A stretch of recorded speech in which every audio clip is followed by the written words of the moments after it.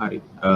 අපි මං හිතනවා ගිය සතියේ ඔයගොල්ලන් කරපු සෙෂන් එක කවර් කරන්න ඇති කියලා මම පොඩ්ඩක් රීකැප් එකක් කරන්නම්. ගිය සතියේ මොකද්ද කරපු ටික කියලා.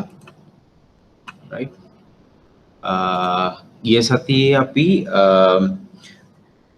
බැඳුම් කර සහ භාණ්ඩාගාර බිල්පත් කියන කොටස අන්තිමටම අපි ටිකක් රිවයිස් කරගත්තා. ඊට පස්සේ අපි පටන් ගත්තේ ප්‍රාග්ධන වෙළඳපොළ කියන කොටසේ ප්‍රධානම එක වෙච්ච පොළ කියන ඒරියා එක. එතකොට අපි කොටස් වෙළඳපොළේ යටතේ කතා කරා හිමිකම් නිකුතුව,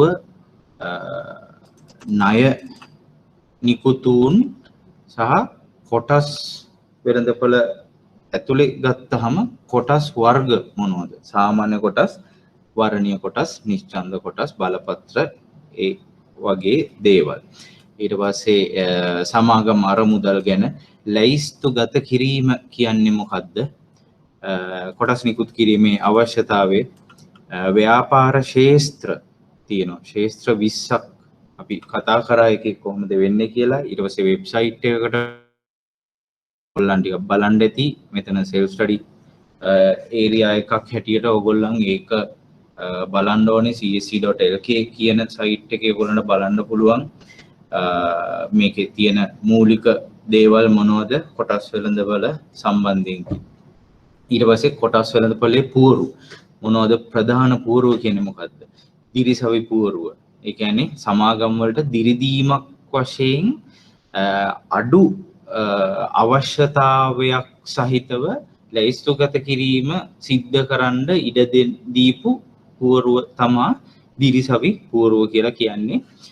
ඉස්සර සෙකන්ඩරි බෝඩ් ද්විතීක පුවරුවක් කියලා හඳුන්වුවා. දැන් දිරිසවි පුවරුවක් කියලා සමාගම් මධ්‍යම පරිමාණයේ සමාගම් දිරිගැන්වීම වගේ අර්ථයක් දෙන එකක්. එතකොට ඒකට අවම ප්‍රාග්ධනය කීයද, මොනවද තියෙන්න ඕනේ, කන්ඩිෂන්ස් කියන එක අපි කතා කරා. ඊට පස්සේ කඩකල පුවරුවට වැටෙන්නේ මොන මොන අවස්ථාවලදීද කියන්නේ.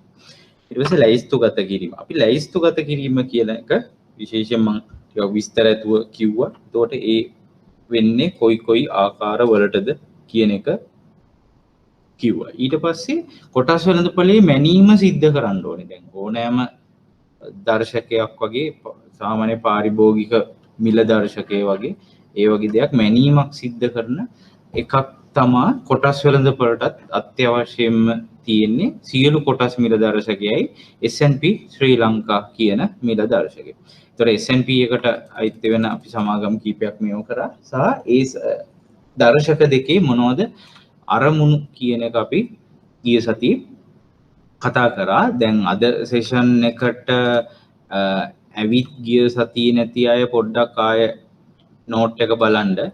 on and off මේක සෙෂන්ස් වලට එන්න එපා. මොකද මේ නෝට් එකෙන්ම පියෝලි ඕගොල්ලන්ට ගන්න අමාරුයි. මොකද මේකට පැරලල් සමාන්තරව යනවා මේ ප්‍රසන්ටේෂන් එකකුත් මම හදපු. එතකොට ඒකේ ඒ සතියට වෙනස් වෙනවා. එතකොට ඒකත් එක්ක තමයි මේකේ නෝට් එක යන්නේ. එතකොට නෝට් එකකින් විතරක් ටිකක් බලා ගන්න අමාරුයි ඔයගොල්ලන්ට.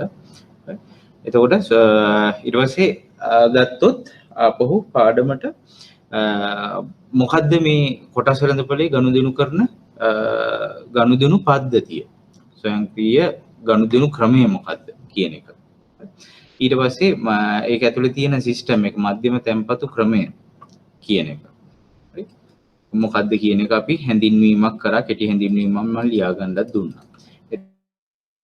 ද්විතීක වෙළඳපොළ අපි මුලදිත් කතා කරා. අපි කීප වතාවක්ම මේ වෙළඳපොළවල් වර්ගීකරණයේදී ඒක කතා කරා කොහොමද ඒක ක්‍රියාත්මක වෙන්නේ. ඊට පස්සේ තැරවකාර ආයතන යටතේ අපි කතා කරා අපි කොතනද අපි ආයතනික සම්පූර්ණ සැකැස්ම හැදිලා තියෙන්නේ කොහොමද කියන එක අපි සම්පූර්ණයෙන්ම කතා කරා. Securities and Exchange Commission, ඒ කියන්නේ සුරකුම්පත් හා විනිමය කොමිෂන් සභාව රාජ්‍ය අනුබද්ධ සම්පූර්ණ රාජ්‍ය අනුබද්ධ ආයතනයේ අනපනත් නීති සම්පාදනය කරන්නේ මේ සුරකුම්පත් වෙළඳපළට හා සම්බන්ධ සම්පූර්ණයෙන්ම වගකීම තියෙන ඒගොල්ලන්ට. ඒ අතර ඒගොල්ලන් වෙළඳපළ ව්‍යාප්ත කිරීම ඒ ආදී කරුණුත් කරනවා, මාකටිං පැත්තෙත් කරනවා. ඊට අමතරව ඒක යටතේ තමයි කොළඹ ව්‍යාපාර වස්තු හුවමාරු ඕගොල්ලන් ටීවී වල ප්‍රෙස් එකේ දකින්නේ බහුලව ඔන්න ඒගොල්ලන් දාන පබ්ලිකේෂන්ස්. ඒකට ඒගොල්ලන් වීක්ලි මන්ත්ලි ඩේලි රිපෝට්ස් දානවා. ඊට අමතරව කොළඹ ස්ටොක් එක්ස්චේන්ජ් කියන තැන පවත්වාගෙන යනවා වර්ල්ඩ් ට්‍රේඩ් සෙන්ටර් එකේ. ඔයගොල්ලන්ට දකින්න මේ ලොකු බෝඩ් එකක් දාලා තියෙනවා. ඒකේ ප්‍රයිසස් වොලියුම් යනවා. අන්න ඒ කියන ෆැසිලිටේටර්. ඒ කියන්නේ පහසුකම් සැපයීම සිද්ධ කරන්නේ ව්‍යාපාර වස්තු හුවමාරුව කොළඹ ස්ටොක් එක්ස්චේන්ජ්. ඒ වෙබ්සයිට් එකේ තමයි ගොඩාක්ම ඔයගොල්ලන්ට මේක ගැන තොරතුරුත් හොයාගන්න පුළුවන්. ඒතර ඒ යටතේ තමයි තියෙන්නේ තැරව්කාර ආයතන කියන එක. ඒතකොට තැරව්කාර ආයතන 28ක් තියෙනවා. දැනට 4ක් විතර ඒගොල්ලන් මේවා නවත්තලා තියෙනවා මේ ක්‍රයිසිස් එකකින් පස්සේ ඒගොල්ලන්ගේ ඔපරේෂන්ස් නවත්තලා තියෙනවා. ඒකට ඉෆෙක්ටිව්ලි 28ක් විතර දැන් ඔපරේෂන් එකේ තියෙනවා. ස්ටොක් බ්‍රෝකින් ෆර්ම්ස්, ඒ කියන්නේ තැරව්කාර ආයතන, කොටස් තැරව්කාර ආයතන. හරි. ඒක ඒගොල්ලන් තමයි අනිකුත් පහසුකම් සපයන්නේ ඒ අදාළ කස්ටමර් බේස් එකක් පවත්වාගෙන යන්න. ඒකට අදාළ කොටස් වලට අදාළ රිසර්ච් කරගෙන යන්න.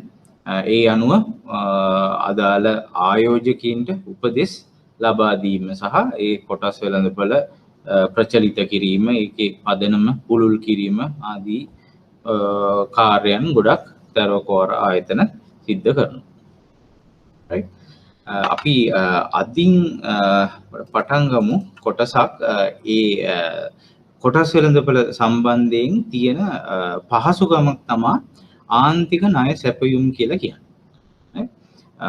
ඒකත් ලබා දෙන්නේ සාමාන්‍ය ණයක් වගේමයි. ඔයගොල්ලෝ දන්න සාමාන්‍ය මොකක් හරි යම් කිසි දෙයකට අපි කොලැටරල් එකක්, ඒකට මොගේජ් එකක් විදිහට යම් කිසි දෙයක් තියාගෙන, වත්කමක් තියාගෙන අපි ණයක් දෙනවා. ඒක සාමාන්‍ය තත්ත්වයේ ණය. මේ ආන්තික ණය සැපයුම් කියන එක විශේෂ වෙන්නේ ඕගොල්ලන්ගේම පෝර්ට්ෆෝලියෝ එක, කියන්නේ ෂෙයා පෝර්ට්ෆෝලියෝ එක තියලා ඒකට සමාන්තරව ණය පහසුකමක් සැපයීම. හැබැයි විශේෂත්වය තමයි ඒ ණය සපයන්නේ අනිවාර්ය වශයෙන්ම කොටස් මිලදී ගැනීම සඳහා පමණයි, වෙන කිසිම දෙයකට නෙමෙයි. ඒකට කොලැටරල් එක මොගේජ් එකක් විදිහට තියාගන්නේ ඔයාගේ පෝර්ට්ෆෝලියෝ එක.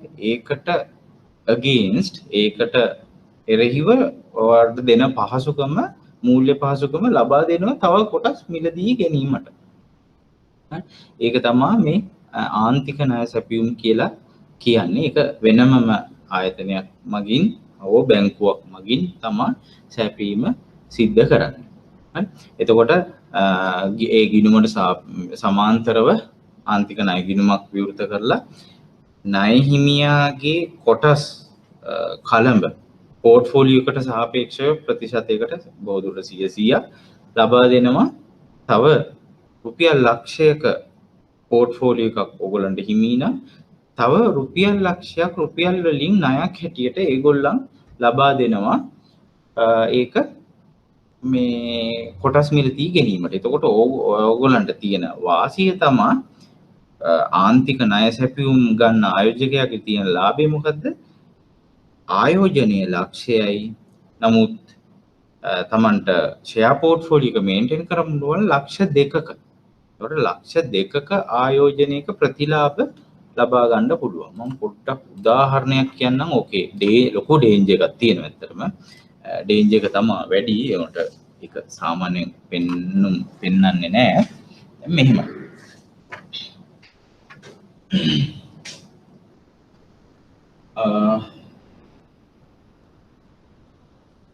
මාර්ජින් ප්‍රොවයිඩර් ඉන්නවා. සාමාන්‍ය මේක පේනවද මේ අකුරු ටික? මට පොඩ්ඩක් සයින් එකක් දෙන්න. පේනවනේ? හරි. ගිය සතියේ සෙෂන් එකට ආපු නැති අද ජොයින්ට් වෙන අය ඉන්නවද? කී දෙනෙක් ඉන්නවද? මතකනේ.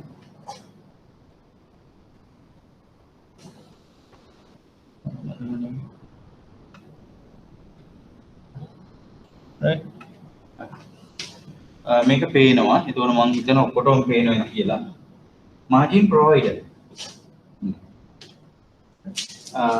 account holder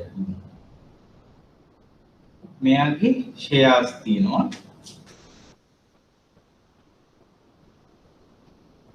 ලක්ෂයක portfolio එකක් තියෙනවා. provider ඇවිල්ලා කියනවා මම ඔයාලට දෙන්නම් ලක්ෂයක එකක්. හැබැයි මට මෙන්න මේක මේ මුදලට එරෙහිව තියාගන්න ඕන. මේ account රුපියල් 10 කොටස් පින්නම් ජෝන් කීස් වගේ එකක් ගත්තොත් රුපියල් 100 කොටස් 1000ක් තියෙන මේක ඇපේට දීලා මෙයා ලක්ෂයක් දෙනවා. එතකොට මෙතෙන්ද මෙයාට තව ලක්ෂයක ගන්න බෑ. හැබැයි මේක ණය. මේක බොහොම පරිස්සමෙන් පාවිච්චි කරන්න ඕනේ. දැන් ලක්ෂ දෙකකට පෝර්ට්ෆෝලියෝ එකක් හැදෙන හින්දා. හැබැයි හැම වෙලාවෙම අපි වාසියනේ බලන්නේ. වාසිය. දැන් වාසිය වෙන්නේ කොහොමද? වෙළඳපොළ සමස්ත වෙළඳපොළම හැටියට ගත්තොත් මේ 10%ක වැඩිවීමක්.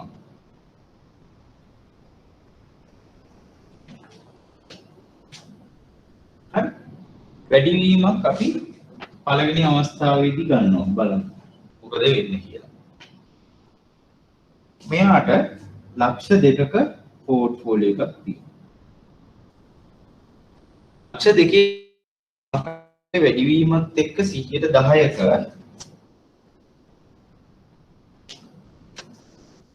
කොච්චර වැඩිවීමක් තියෙනවද? රුපියල් 20000ක් එයාගේ ඔරිජිනල් ඉන්වෙස්ට්මන්ට් එකට එකතු වෙනවා. ඒ ලක්ෂ 20000ක් වෙනවා. හරි. ආයෝජනය කරේ කීයද? ලක්ෂ දෙකක් ආයෝජනය කරේ නැහැ. ලක්ෂයයි. ප්‍රොෆිට් එක කීයද? 20000යි. ඉන්වෙස්ට්මන්ට් මේක ප්‍රොෆිට් එක. රිටර්න් එක කීයද? ලක්ෂයට 20 නම් 100ට කීයද? 120ක ප්‍රතිලාභය. මෙයා මේක සම්පූර්ණ නැතුව මෙයා තනියම ගිහිලා ලක්ෂ ඉන්වෙස්ට්මන්ට් එක කරා නම් 100ට 10ක් වැඩි වුණොත් 10000යි. 1,10,000යි. එතකොට ලක්ෂයක ආයෝජනයට 10000ක රිටර්න් එක කියන්නේ 100ට 10යි. හරි. ඔන්න ඔකයි මාර්ජින් ට්‍රේඩින් කරොත් ලොකු වාසියක් තියෙනවා. මාකට් එක ගියොත් මාකට් එක වර්ධනය වුණොත් වෙළඳපොලේ ස්ටොක් මාකට් එක කන්ටිනියස් growth එකක් ඇවිල්ලා මගේ පෝර්ට්ෆෝලියෝ එක ඉහළ ගියොත් මෙන්න මේ වාසිය තියෙනවා. හැබැයි මෙතනින් මම මේ ඔයගලන්ට ටිකක් කම්ප්ලිකේට් මේකට charge කරනවා. හොඳ ලොකු ඉන්ට්‍රස්ට් රේට් එකක් මෙතන charge වෙනවා. ඒක මෙතනින් අඩු වෙන්න ඕනේ. ඒ වුණත් 100ට අපි කියමු 17ක් වගේ තියෙන්න ඉඩකඩ තියෙනවා. ඒ ඔන්න ඕක තමයි තනියම ආයෝජනයක් සිද්ධ කරනවාට සාපේක්ෂව ප්‍රොවයිඩර් කෙනෙක් එක්ක වාසිය දල වශයෙන් ඔන්න ඔය වගේ තත්ත්වයක් තමයි තියෙන්නේ. මම හිතනවා දැන් ස්ටොක් මාකට් උත් ඕගලන්ට ෆැමිලියර් නැහැ කිව්වහම තමයි මම මේවා එක කරේ. දැන් ඒ කියන්නේ මේක ඕගලන්ට කොහොමද ටිකක් අලුත් දෙයක් හින්දා එතකොට මේක ඕගොල්ලන් කමක් නැහැ මේ ටිකක් සටහන ඇඳගත්තත් තීරුණා නම් කමක් නැහැ මේ නම්බර්ස් ටික දැම්මහම ඕගොල්ලන්ට මතක හිටිනවා නම් ඒත් ප්‍රශ්නයක් නැහැ. මම 2 minutes දෙන්නම් පොඩ්ඩක් ඒක බලා ගන්න. හරි. අවස්ථාව දෙක.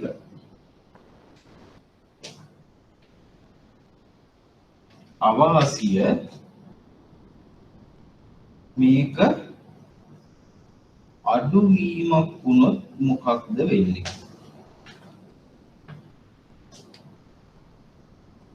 හරි. 10% වෙළඳපොලේ පහළ යනවා.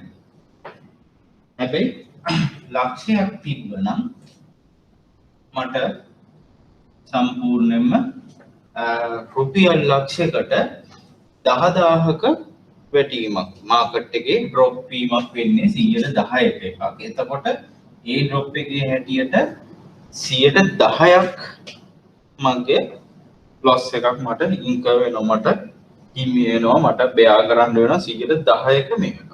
දැන් මම මේක මාජින් ප්‍රොවයිඩර් එකෙන් ගත්තා ලක්ෂ 2ක් මම මේන්ටේන් කරනවා 10% අඩුවීම 10%යි කියන මෙයාගේ එකට ඒක නොවි තියෙන්නේ නැහැ. මුළු වෙළඳපොලේ 10% කඩා වැටීම මගේ මුළු ලක්ෂ 2කටම බලපානවා. එතකොට මෙන්න 10%ක මේක තිබ්බහම මට එන ඉෆෙක්ට් එක 20000යි. හැබැයි එතන මට ලක්ෂ 2කින් මේක අඩු වුණාම මෙතන පෙන්නන්නේ එතකොට මට පෝර්ට්ෆෝලියෝ එක 1,80,000යි. ඒකේ වර්ස්ට් කේස් එක මම පස්සේ ගණන් වලදී කියන්නම්. මෙහෙම තිබ්බට මට මේ අවස්ථාවේදී මාජින් ප්‍රොවයිඩර්ට තියෙන ණය ලක්ෂය කියන එක වෙනස් වෙන්නේ නැහැ. හරි. එතකොට 1,80,000කින් මම තාමත් ලක්ෂයක් ණයයි. 100ට කීයද? ඒ තමයි මාජින් එක කියන්නේ. අතරම මේ මාජින් එක පහළ යනවා කියන්නේ ඒක. 10%ක් වටුනට මේකේ බලපෑම ඊට වඩා වැඩි.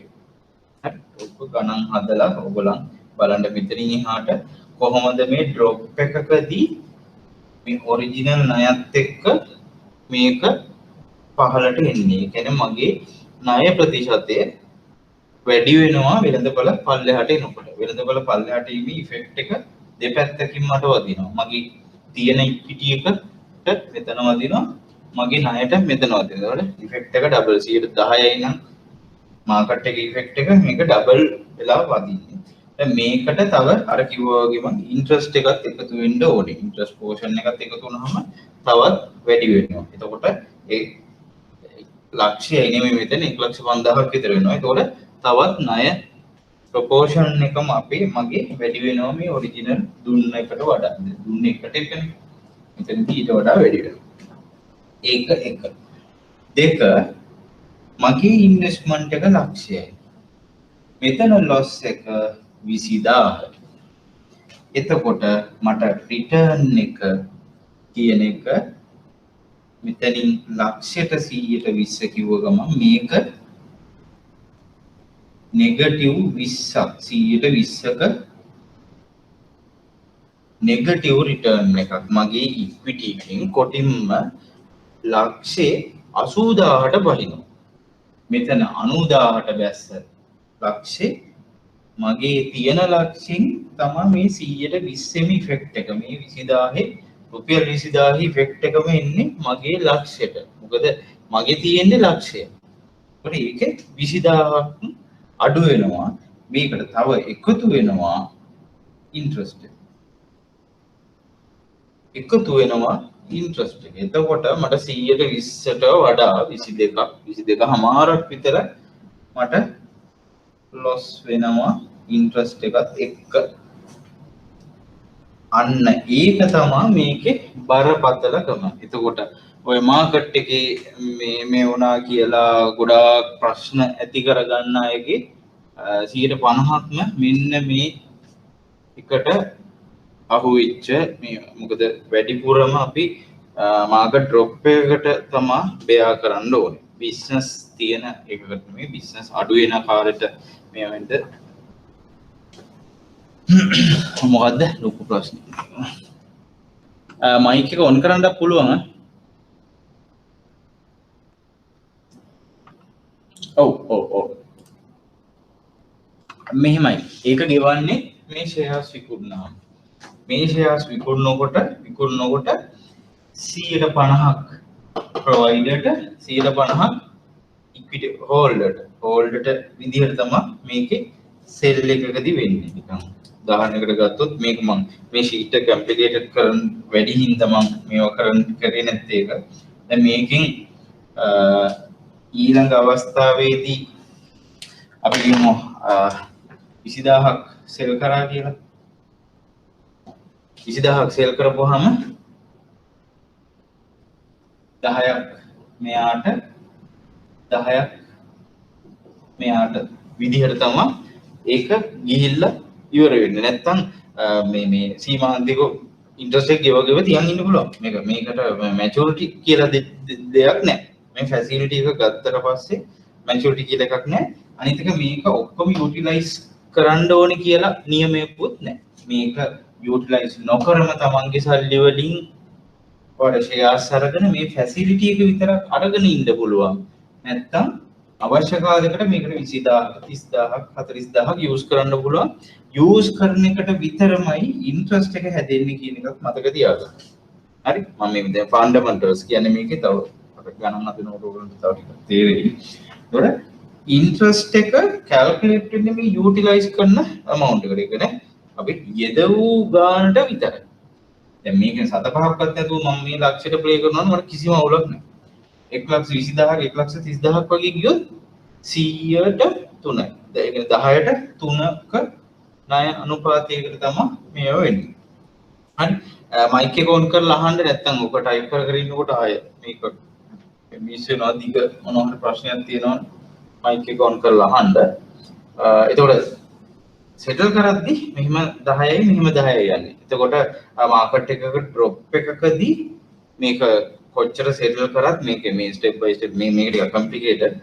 මේ ස්ටෙප් බයි ස්ටෙප් මේක සෙල් කරනකොට මාකට් එක දිගින් දිගට පල්ලෙහාට ආවොත් එහෙම මේ කියන තමන්ගේ ඒ සන්තකේම නැති වෙන්න ඉඩකඩ පහසුවෙන්ම වෙනවා 120ක් 30ක් 15ක්. දැන් අපි ගත්තොත් ජනවාරි වගේ මාජින් එකක් මේ වගේ උපරිමයට යූටිලයිස් කරපු තත්ත්වයක් තිබ්බනම් දැන් අද වෙනකොට 130ක් විතර වැටලා ඉන්නේ. මේ වෙලාවල් වලදී මේ විදිහේ සෙල් එකක් කර ගියා නම් එහෙම බොහෝ දුරට ඉතින් මේකේ ලක්ෂෙන් ඕන 30000 40000ක් තමයි ඉතුරු වෙන්නේ. එහෙම ඉඩකඩක් තියෙනවා. ඒ වගේ මාකට් ලොකු ඩ්‍රොප් එකකදී ඉෆෙක්ට් එක වැඩි. කොටින්ම මේකේ ඩබල්. තනි account එකක තනියම ප්ලේ කරනවට වඩා සම්පූර්ණ ඩබල් වෙනවා. මොකද මෙයාගේ මේකත් එක්ක. හැබැයි අර වාසිය බලලා තමයි ඔක්කොම මේව කරන්නේ. එතකොට දැනගන්න ඕන හරි ස්ටොක්ස් සිලෙක්ට් කරන්න. මේකට හැම සමාගමම හැම මේ ප්‍රොවයිඩර් හැම කම්පැනියම ඉන්වෙස්ට් කරන්න දෙන්නේ නැහැ. උදාහරණයකට ඔය අඩු රේටින් තියෙන කම්පැනිස් වල ආයෝජනය කරන්න දෙන්නේ නැහැ. මේගොල්ලන්ගේ වෙනම තියෙනවා ලිස්ට් එකක්. ඒ ලිස්ට් එකේ තියෙන ස්ටොක්ස් තමයි කියනවා. දැන් බ්ලූ චිප්ස් අපි ගත්තොත් S&P ඉන්ඩෙක්ස් එකේ තියෙනවා. අන්න ඒ වගේ ඒවා තමයි ඒගොල්ලන් දෙන්නේ. කියන්නේ බැංකින් ස්ටොක්ස්, ජෝන් කීල්ස් වගේ ඩයිවර්සිෆයිඩ් ස්ටොක්. ඒ වගේ ස්ටොක් ලිස්ට් එකක් තියෙනවා මේගොල්ලන් රෙකමන්ඩ් කරන ඒගොල්ලන්ගේ ලිස්ට් එකේ. ඒකට විතරයි මාජින් එක ප්‍රොවයිඩ් කරන්නේ. මේගොල්ලන් කොලැටරල් එකක් විදිහට තියාගන්නෙත් ඒ ලිස්ට් එකේ තියෙන ඒවා විතරයි. ඒකට විතරයි ෆැසිලිටි එක දෙන්නේ. හරි. ඒක තමයි බේසිකලි මේකේ අවාසි දායක පැත්තට වුණොත් කොහොමද මේ වෙන්නේ කියලා. බලන්න පොඩ්ඩක් ඔයගොල්ලන් මේක මම ගානක් හදනකොට මේ ඉතුරු ටික කියන්නම්. කොහොමද මේ ආන්තික ණය සැපයුම ක්‍රියාත්මක වෙන්නේ කියන එක දැන් ඔයගොල්ලන්ට මේ වුණා. ඒත් එක්කම භාවිතා කළ අගේ යුටිලයිස්ඩ් amount කියන එක මම මෙතන මෙන්න කරා. එතකොට යුටිලයිස් කරන්න පුළුවන් ලක්ෂයක් තියෙනවා. ලක්ෂයට ලක්ෂයක් හම්බුණා ෆැසිලිටි එක. දැන් සාමාන්‍ය ණයක් වගේ නෙමෙයි. ණයක් ගත්තොත් ඕගලන්ගේ account එකට ක්‍රෙඩිට් වෙනවා. ඒක යූස් කරන්න ඕනේ. හවුසින් ලෝන් එක නම් ඒක කීපේ අවස්ථාවකනේ ඕගලන්ට හම්බෙන්නේ. ඒකට අන්න ඒ වගේ. හැබැයි මේකේම නෙමෙයි ආවොත් ඒක ඔයගලන්ට අවශ්‍ය නම් පාවිච්චි කරන්න පුළුවන්. නැත්නම් නිදහස් කරලා ඔයාගේ ඉක්විටි එක විතරක් තියාගන්න පුළුවන්. මාකට් එකේ හොඳ ඩ්‍රොප් එකක් එනකන් ඕගලන්ට ඒක යූස් නොකර ඉන්න පුළුවන්. ඊට පස්සේ පල්ලෙහාට ආපුවම මේව කරා. right. එතකොට පවත්වාගත මේන්ටෙනන්ස් මාජින් එකක් තියෙනවා. ඒ කියන්නේ මාජින් ප්‍රොවයිඩර් කියනවා මෙන්න මේක අවම ආන්තිකය අවම මාජින් එක ඕගොල්ලන් තියාගන්න ඕනේ කියන එක. හරි. ඒක මේව කරන්නේ සම්පූර්ණ මාකට් එකේ ටෝටල් වැලියු එක දැන් අරකේ ගත්තොත් ලක්ෂ 2යි ටෝටල් වැලියු එක ආයෝජක හිමිකම. ආයෝජක හිමිකම කියන්නේ සම්පූර්ණ වටිනාකම ණයට ගත් ප්‍රමාණය අඩු කරලා. මෙන්න මේක අඩු කියන්න ඕනේ. මේක මෙන්න මේක හරි. ඒක වෙන්න ඕනේ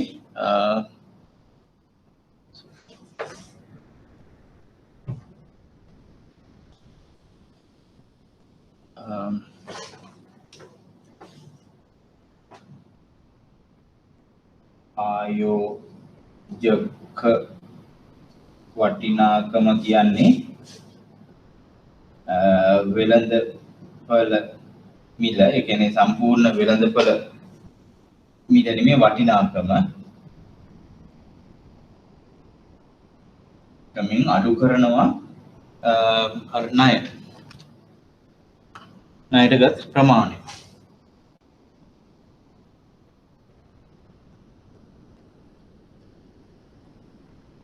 හරි.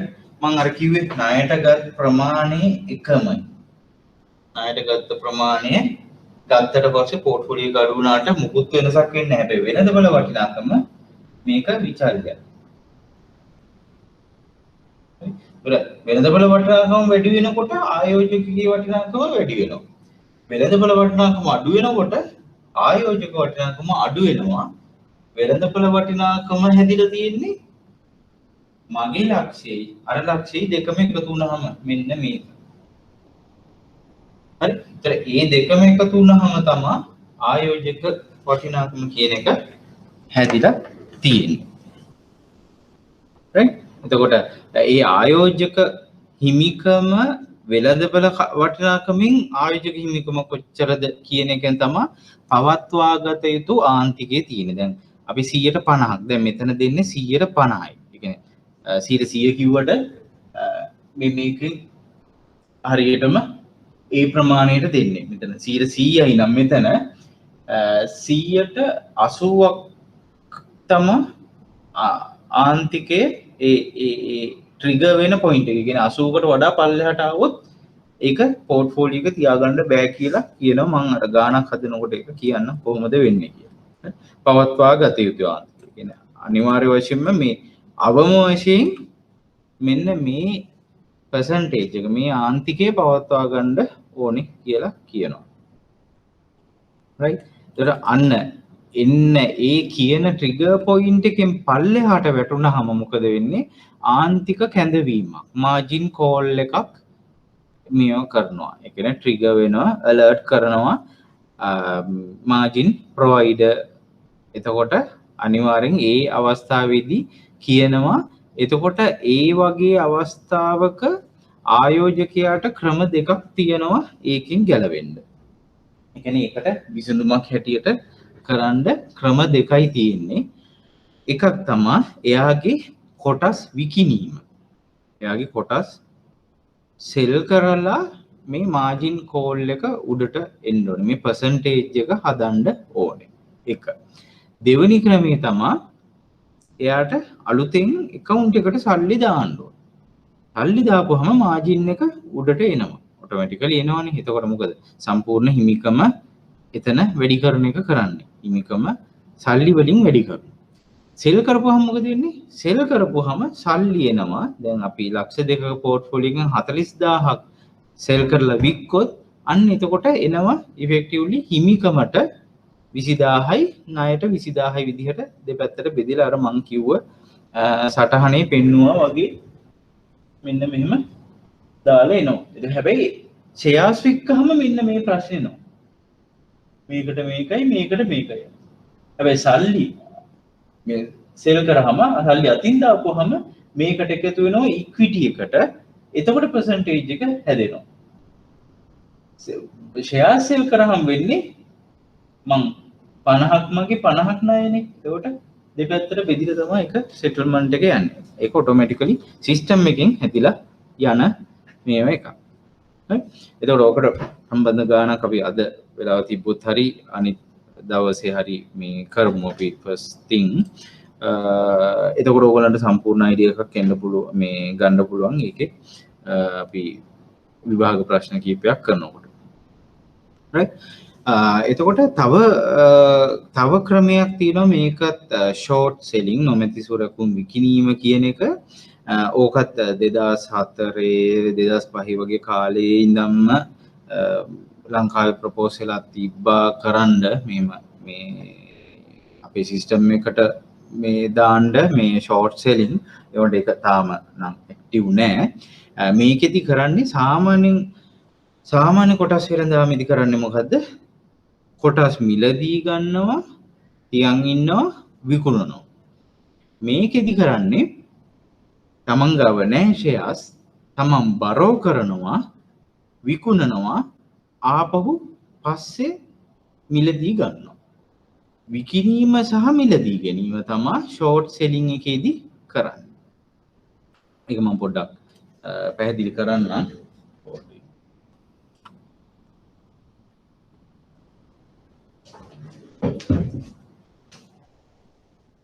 මේක ලියා ගන්න ඇති නේද?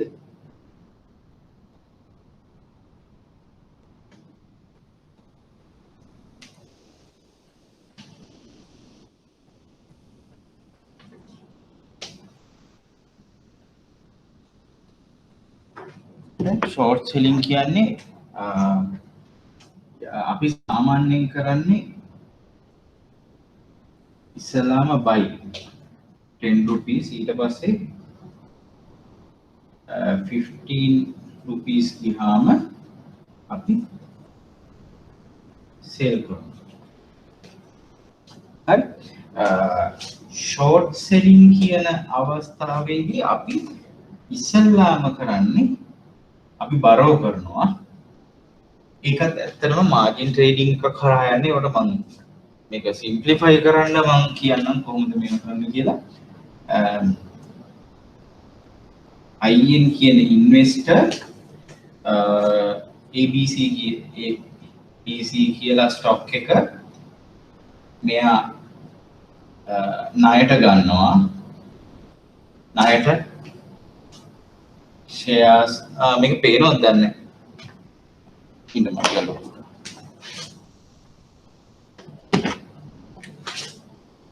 ABC කියලා share එකක් තියෙනවා. shares 1000ක් කියන shares 1000ක් investor in කියලා ආයෝජකෙක් මේක ණයට ගන්නවා. shares 1000 ඉල්ල ගන්නවා මෙයාගේ account එකට. මෙතන වෙළඳපළ මේ ණයට ගත්ත ABC කියන ස්ටොක් එක මේකේ සෙල් කරනවා. අපි කියමු රුපියල් 80ට. 80ට සෙල් කරන්නේ ඇයි? මේක පැහැදිලිද? ඒ කියන්නේ බෝඩ් එක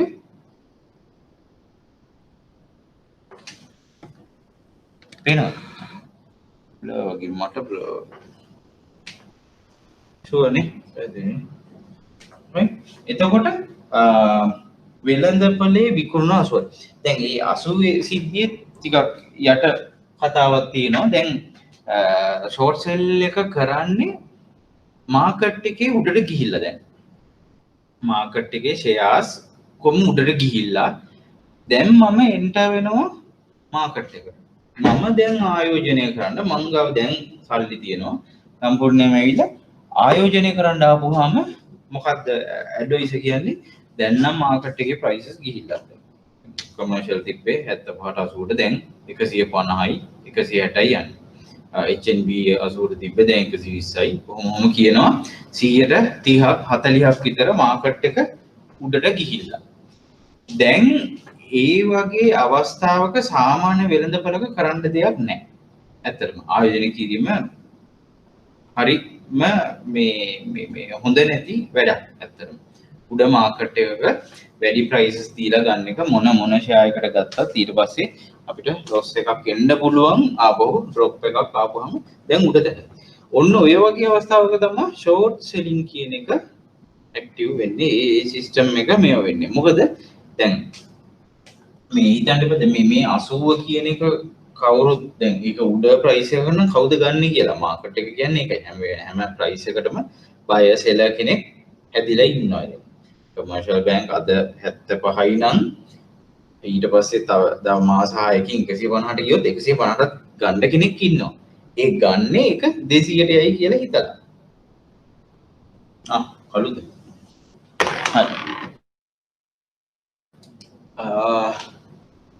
හරි මේ ටික පේනවනේ නේ ආයි ලියන්න ඕනේද ඔක්කොම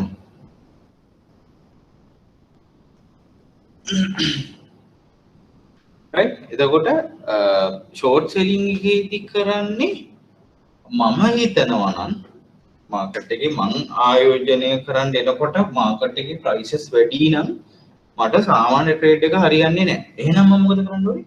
මං කාගෙන් හරි දැන් ඉන්න කෙනෙක්ගෙන් ණයට ෂෙයාර්ස් 1000ක් ගන්නවා.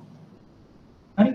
අපි කියමු ඒක 80ට ගත්තේ 80යි අපි විකුණනවා දැන් යන ප්‍රයිස් එක 80ට හරි අපි හිතනවා මේක උපරිම මාකට් එක දැන් ඇවිල්ලා තියෙන්නේ සති ගාණක් උඩට ගිහිල්ලා උපරිම ප්‍රයිස් එක මොකද මේක තිබ්බේ 60කට විතර වැල් 60කට විතර තියලා සති 3කින් 80කට ගියා දැන් මෙයා හිතන විදිය වෙනස් මම ඒක පස්සේ කියන්නම් මම හිතනවා 80 තමයි පීක් එක තව ටිකකින් ඕක පල්ලෙහාට එනවා මට පල්ලෙහාට ආපුවම ටක් ගාලා අනිත් පැත්තට මේක සෙටල් කරන්න පුළුවන් 80ට මං විකුණනවා සෙල් කරලා අයින් වෙනවා හැබැයි මම මෙයාට 1000ක් ණයයි 1000ක් ණයයි මේකට මම මෙයාට එතකොට මම හිතන විදිහටම මේක ඔන්න පල්ලෙහාට එනවා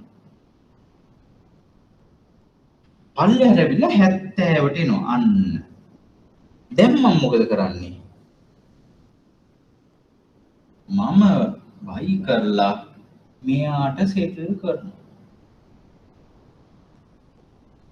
70ට බයි කරලා මෙයාට මම සෙටල් කරනවා එතකොට මේ ප්‍රයිස් එකක් නේ ප්‍රයිස් එක සඳහන් නැත්නම් මේක 1000ක් මම එහා පැත්තට සෙටල් කරන්නේ මම මොකද කරේ උඩින් අරන් යටින් උඩින් විකුණලා යටින් බයි කරා මම බයි කරන්න කිව්වේ කීයද 70000යි මම හැබැයි සෙල් කරලා මෙතෙන් ආවා මගේ කවුන්ට් එකට ආවා 80000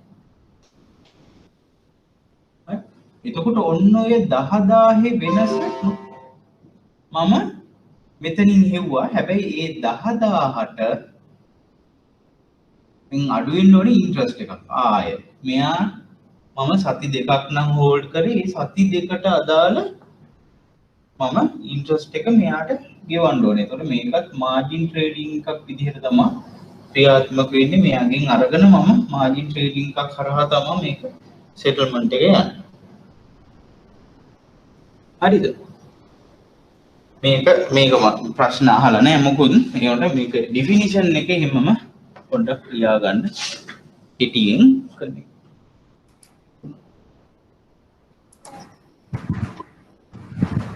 So ඒකවල 10000 කෙලින්ම ආයේ ABC කම්පැනි එක්ක දෙනවද? අපි 1000 දෙන්න ඕනේ මම 1000 ණයයිනේ. මම 19යිනේ. මම ණයට ගත්තේ.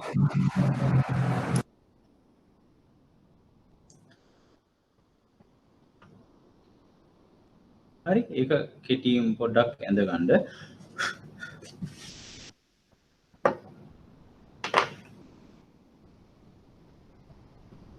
ෂෝට් සෙලින් ලංකාවේ කොහොමද ක්‍රියාත්මක වෙන්නේ මේක ඒකත් මම ටිකක් කියන්නම් මගේ වෙලාව තියෙන විදිහට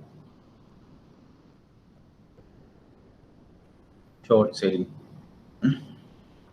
හරි ඒක එතකොට දැනගන්න ඕනේ තමන්ගෙන් නොමැති සුරකුම් විකිණීම ඒක ආන්තික ණයගිණුමක් හරහා තමයි සිද්ධ වෙන්නේ right ඕක ලංකාවේ වගේ රටකට සුදුසු නැත්තේ දැන් ලොකු අය මෙහි අපි හයි ටයිම් ඉන්වෙස්ටර්ස්ලා මම අර ගිය සතියේ කිව්වා මේ ඒ සෙග්මන්ට්ස් හයි net worth ඉන්ඩිවිජුවල් කියලා ඉන්න මුළු සම්පූර්ණ ඉෂුව එකක්ම සම්පූර්ණ බයි කරන්න පුළුවන් වගේ ශක්තිය තියෙන අය.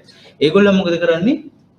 උපරිමයෙන්ම ණයට අරගෙන මෙහින් විකුණනවා ෂෙයා එක. ගොඩාක් විකුණලා මාකට් එක පල්ලෙහාට ගේනවා. එතකොට ඒගොල්ලන්ට තව පල්ලෙහාට එන තරමට තමයි මේකේ වාසිය තියෙන්නේ. එතකොට දිගින් දිගටම මාකට් එක කඩා වැටෙනවා ලංකාව වගේ රටක. ඒකින්ද හරි ඩේන්ජරස්. මොකද ලොකු අය කීප දෙනෙක් කොහොමද පාලනය කරන්නේ ඒක ඉතින් කැමති වුණත් අකමැති වුණත් ඒක තමයි මේ ඇත්තම තත්ත්වය. ඒතකොට ඒ කට්ටිය එකතු වෙලා ওই වැඩේ කරොත් එහෙම මාකට් එකේ කවදාකවත් පොසිටිව් පැත්තක් දකින්න හම්බෙන්නේ හැම වෙලාවෙම. එතකොට පල්ලෙහාට එන එක වාසි තැනක කවදාකවත් ආපහු මාකට් එකේ අප් එකක් බලාගන්න අමාරු වෙන හින්දා ඒකේ ලොකු බලපෑමක් තියෙනවා ලංකාව වගේ රටක මාකට් එකක ෂෝට් සෙලින් කියනකොට right ඊළඟට තියෙනවා මේක මට 70%ක විතර මේ probability එකක් තියෙනවා විභාගෙට එන්න අනිවාර්ය අර්පණය කියන එක කොටස හරි හැම සැරේම වගේ අහලා තියෙනවා. ඒක සහ මෙන්න මේ කොලොටස් වෙළඳපොළ සම්බන්ධ වැරදීන් කියන එක සෑහෙන දුරකට මේ හැම සැරේම වගේ අහලා තියෙන කොටස. හරි. එතකොට මොකද්ද මේ mandatory offer එක කියන්නේ? මේක පොඩ්ඩක් වෙන් කරන්න ඕනේ මෙතනින්. වෙන් කිරීමක් තියෙනවා. ස්පේස් දෙකක් තියාගන්න.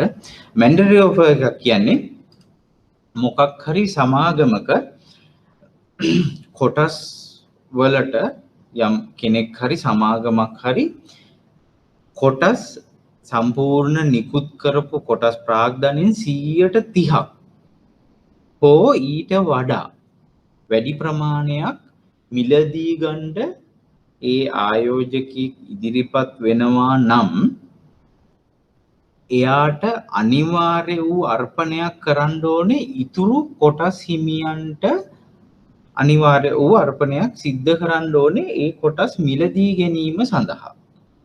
හරි.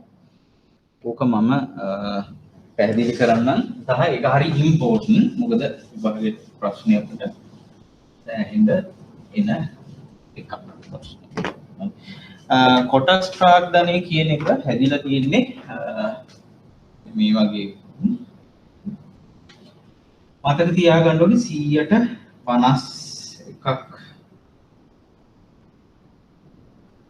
51% මිලදී ගත්තොත් එතන අයිතිය හම්බ වෙනවා සමාගමේ අයිතිය හම්බ වෙනවා කියන එක. හරි. දැන් මෙතනදී කියන්නේ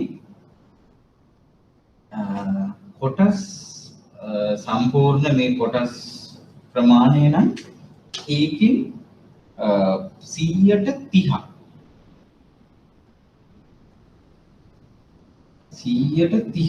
කොටස් ප්‍රමාණයක් සමාගමක් හරි ඉන්ඩිවිජුවල් කෙනෙක් හරි ෆොරින් කෙනෙක් හරි කවුරු හෝ කෙනෙක් ඒකාකාරව යම් කාලාන්තරයක් තිස්සේ හරි ගනුදෙනු මාලාවකින් 30% ප්‍රමාණයක් exceed කරොත් 30% touch කරොත් හරි ඊට වඩා වැඩි ප්‍රමාණයක් ගත්තොත් ඉන්වෙස්ටර් කියන පුද්ගලයා නම් එයාට එනවා 30 පන්නපු ගමන් එයාට අනිවාර්යෙන්ම එයා කළ යුතු අර්පණයක් තියෙනවා ඔෆර් එකක්. එයා ඔෆර් එකක් දෙන්න ඕනේ. mandatory offer එකක් දෙන්න ඕනේ කාටද? මේ ඉතිරි මේ මං නිල් පාටින් ආයෙත් ඉන්නේ. right mandatory offer එකක් දෙන්න ඕනේ කාටද? මේ ඉතිරි 67ක් හෝ 68ක් හෝ ඒ ඉතිරි ෂෙයා හෝල්ඩින් එකට දෙන්න ඕනේ ඔෆර් එකක්. ඒ ෂෙයාර්ස් මම මිලදී ගන්නවා කියලා මේ ඉන්වෙස්ටර්. එතකොට ඒ නියමයේ ඇතුළත මෙයා අනිවාර්යෙන් දැනගන්න ඕනේ මම 130 ටච් කරනවා නම් මම mandatory offer එකට මේ වෙනවා. මේක mergers and acquisition code එකේ තියෙන නීතිමය දෙයක්. අනිවාර්ය වූ දෙයක්, අනිවාර්ය වූ අර්පණයක් සිද්ධ කරන්න ඕනේ කියලා. එතකොට remaining shareholders ට මේකෙදි encourage කරන්න ඇත්තටම මේ 130ක් ගත්ත එක්කෙනා පුළුවන් තරම් acquisition එකට ගෙනියන්න. acquire කරන්න මේක සම්පූර්ණයෙන්. මොකද 130ක් අරගෙන එයාට controlling power නැහැ. 151 නැහැ.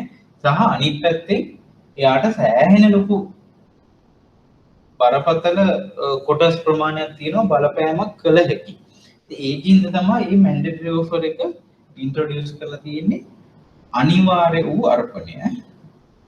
අනිවාර්ය වූ අර්පණය. අනිවාර්යෙන් එයා අනිත් shareholders ට ඔක්කොටම ලියුම් යනවා. එතකොට මෙන්න මේ shareholder මේ ආය ඉන්වෙස්ටර් කෙනෙක් මේ 130ක ප්‍රමාණයක් achieve කරා.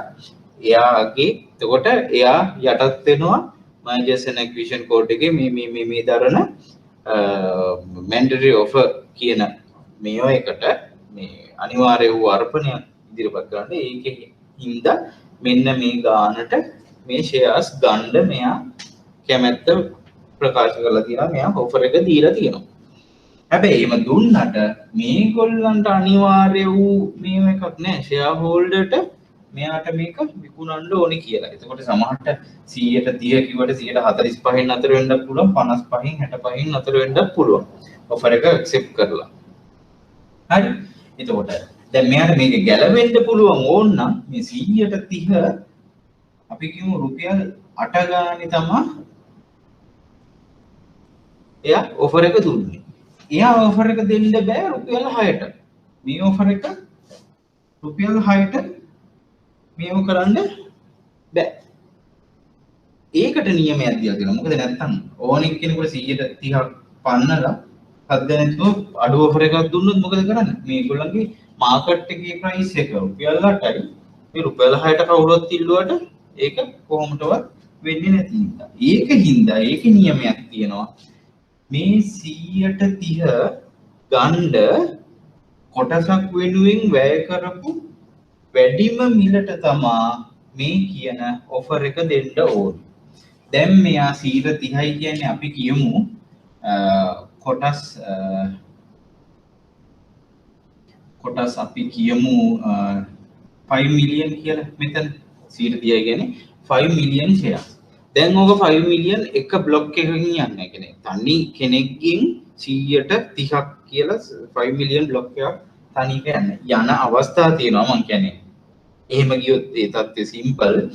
එහෙම යන අවස්ථාවක ඒ ප්‍රයිස් එක තමයි mandatory offer ප්‍රයිස් එක. කිසි ප්‍රශ්නයක් නැහැ. හැබැයි අපි හිතමු මේක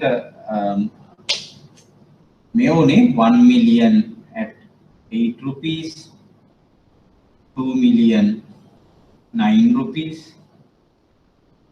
තව ලක්ෂයක් අපි කියමු 950. ඉතුරු ප්‍රමාණය 3යි. අපි කියමු 2 million, nearly 2 million ගත්තා 8.50. හරි. ඔය වගේ තත්වයකදී මේ කොටස් මිලදී ගැනීමට එක කොටසකට වියදම් වෙච්ච එයා වැඩිම ගාන. ඒතකොට එයා දැනගන්න ඕනේ පුළුවන් තරම් අඩුවෙන් මාකට් එකේ ගන්න. වැඩිපුර එකක් හරි ගත්තොත් අන්න ඒ ප්‍රයිස් එක තමයි 950 තමයි mandatory offer price එක වෙන්නේ. රුපියල් 950 ගානේ තමයි ඉල්ලන්න ඕනේ. දැන් ඒ අවස්ථාවේදී මාකට් එකේ 950යි නම් යන්නේ කොටසක් දෙයි කොටසක් නැති වෙයි. 950ට වඩා අඩුවෙන් ගියොත් ගොඩක් අය දෙන එකක් නෑ. විකුණන්න කවුරුත් දෙන්නේ නැහැ ඇත්තටම. ඒකෙන් පල්ලෙහාට ගියොත්. මොකද මාකට් එකේ 950ට දෙන්න ඕන එක ආය 9ට දෙන්න ඕනේ නැහැ. මොකද අනිත් පැත්තට මේගොල්ලන්ට අනිවාර්ය අර්පණයක් මේ අනිවාර්ය නියමයක් නැහැ. ඒගොල්ලන්ට අනිවාර්ය නියමයක් නැහැ මේක දෙන්න ඕනේ කියලා. එතකොට එයාට හදාගන්න පුළුවන් නැති වෙන්න පුළුවන්. 150කට යනනම් හදාගන්න බොහෝ දුරට පුළුවන්. මොකද මෙයා මිලදී ගත්ත වැඩිම ප්‍රයිස් එක ඉතින් මාකට් එකේ ප්‍රයිස් එකට වඩා ටිකක් හොව වැඩි වෙන අවස්ථාව වැඩි. මොකද මෙයා 130ක් ගන්නකොට මාකට් එකේ ප්‍රයිස් එක උඩට එන හින්දා එහෙම අවස්ථාවකට මුහුණ දෙන්න පුළුවන්. මේක මම සම්පූර්ණයෙන් මේව කරාට මේකේ සම්පූර්ණ විස්තරේ මේ වෙනකන් අහලා නැහැ විභාග වලට. හැබැයි mandatory offer එක කියන්නේ මොකක්ද කියන එක අහලා තියෙනවා. right? එතකොට මේකත් පොඩ්ඩක් ඔයගොල්ලන් විනාඩියක් බලා ගන්න. කොහොමද මේ mandatory offer එකක් ක්‍රියාත්මක වෙන්නේ කියලා. හැබැයි මේකේ තව දෙයක් තියෙනවා.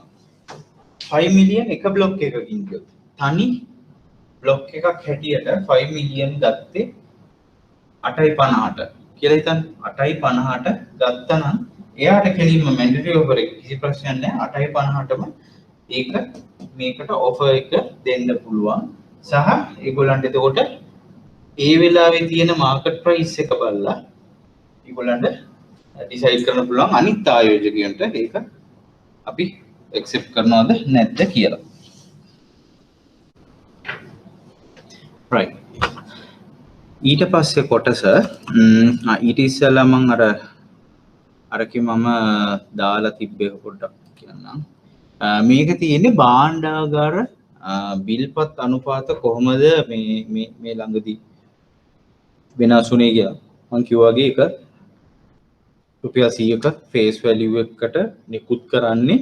දැන් මම ඔය උදාහරණයකට දීලා තියෙන්නේ 3 months 6 months 12 months කොහොමද මේ වෙලා තියෙන්නේ කියලා. එතකොට දවස් යන්නේ දවස් 91 182 364 කියලා තමයි යන්නේ. එතකොට yield එක calculate වෙන්නේ මේ 100න් මේ ගාන අඩු කරලා ඊට පස්සේ ඒක දවස් 91කට හදපුවාම එන ගාන තමයි yield එක.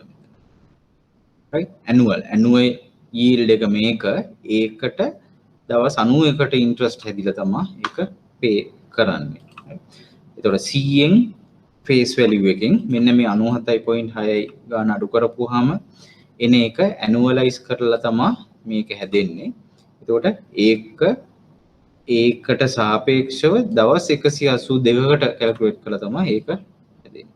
මේකත් ඒ විදිය. ඒතකොට එහෙම තමයි භාණ්ඩාගාර බිල්පත් practically ඒක හැදෙන්නේ ඔන්න ඔය වගේ විදිහට face value. මේක තියෙන්නේ stock exchange මේ cc.lk කියන cc.lk එකේ home page එක මම දැම්මේ. ඔයගොල්ලන් සමහරට බලන්නත් ඇති. ඒකේ පෙන්නන මේන් දේවල් මම කීපයක් මේ කියන්න මම මේ screenshot එක මේව කරගත්තේ.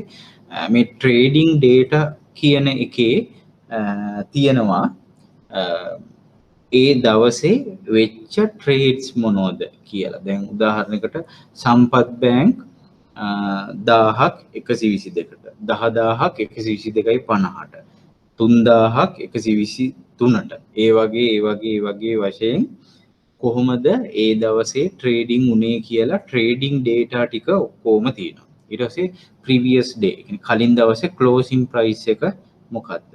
අද දවසේ close වෙන price එක මොකක්ද? market capitalization එක. ඒ කියන්නේ වෙළඳපොළ පිරිවැටුම කියන්නේ අදාළ මිල ඒ අදාළ share වොලියුම් එකෙන් ඒ අද ට්‍රේඩ් වෙච්ච කොටස් ප්‍රමාණයෙන් වැඩි කරලා එන ගාන තමයි මාකට් කැපිටලයිසේෂන් කියන්නේ. අන්න ඒ වගේ ඉන්ෆර්මේෂන් මේ ට්‍රේඩින් ඩේටා එකේ තියෙනවා. ලිස්ටඩ් එන්ටිටිස් කියන්නේ ඒ ලිස්ට් කරපු ෂෙයාර්ස් වල විස්තර. ලිස්ට් කරපු එන්ටිටිස් මොනවද, ඒ වගේ තියෙන රෙකෝඩ්ස් මොනවද කියලා. ඊට අමතරව මේකේ තියෙනවා මේ හැම බැංකුවකම ඕගොල්ලන්ට සෑහෙන වැදගත් වෙනවා එක කම්පැනි 288ෙම ක්වාර්ටර්ලි සහ ඒ ඇනුවල් ස්ටේට්මන්ට් කාර්තුවයි අවුරුද්දේ ට්‍රේඩින් ෆයිනෑන්ෂල් ස්ටේට්මන්ට්ස් ඔක්කොම අප්ලෝඩ් කරලා තියෙනවා. ඊට පස්සේ ස්ටොක් බ්‍රෝකින් ෆර්ම්ස් මොනවද තියෙන ෆර්ම්ස් ඒගොල්ලන් කන්ටැක්ට් කරගන්නේ කොහොමද කියලා. ඉන්වෙස්ටර් එකේ ඉන්ෆර්මේෂන් ඕගොල්ලන්ට ඒකයි පබ්ලිකේෂන්ස් වල ඉන්වෙස්ටර් කියන එකේ ඕගොල්ලන්ට ඕන කරන ඔය රිසර්ච් රිපෝට් ඒ වගේ දේවල් තියෙනවා. ඊට පස්සේ CDS CSC rules ඔයගලන්ට ඒ ගයිඩ් ලයින් එක ගන්න පුළුවන්. මේ අපි කරපු all share price එකයි S&P එකයි පෙන්නන විදිය stock exchange website එකේ ඒ කියන්නේ අර facilitator ගේ site එක මේක broker ගේ site එක නෙමෙයි මේ facilitator ගේ main page එක. ඒතර මේ වෙලාවේ market close share volume එක කොච්චරද turnover එක කොච්චරද කියලා මෙතන පෙන්නනවා. share volume කියන්නේ 47 million shares number of shares trade වෙලා තියෙනවා එදා දවසට. ඒක වැඩි කිරීම price එකෙන් තමයි සම්පූර්ණ turnover එක හැදෙන්නේ. 1.2 billion trade වෙලා තියෙනවා. trading සම්පූර්ණ capitalization එක තියෙනවා. right. ඊට පස්සේ ඒකේ පෙන්නන price list එකේ කොහොමද share volume එක කොච්චරද, day open එක, day close එක, day low price එක කීයද, last trade වෙච්ච price එක කීයද. එතකොට මේක average කරලා තමයි final day closing එක මේ කරන්නේ. මේකේ තියෙන්නේ අනිත් information මොනවද, annual report යන්නේ, appointment of directors, resignation of directors, appointment of CEOs ඒ වගේ director board එකේ පත්වීම, AGM, EGM ඒ කියන්නේ extraordinary general meetings තියෙන notice එක තමයි මෙතන තියෙන්නේ. එතකොට මේ boards වල කොහොමද trading වෙන්නේ, upcoming listing, empower board for investors ඒ අයට අදාළ information කොහොමද මෙයා තියෙන්නේ. AGM, EGM calendar එක. right. අපි ප්‍රශ්න ටිකක් බලමු. ප්‍රශ්න ටිකක් බලමු දරක ඉවර කරලා ඉන්නවා. අපි ඉවර කළා ටක් ගාලා ප්‍රශ්න ටිකට යමු. මේක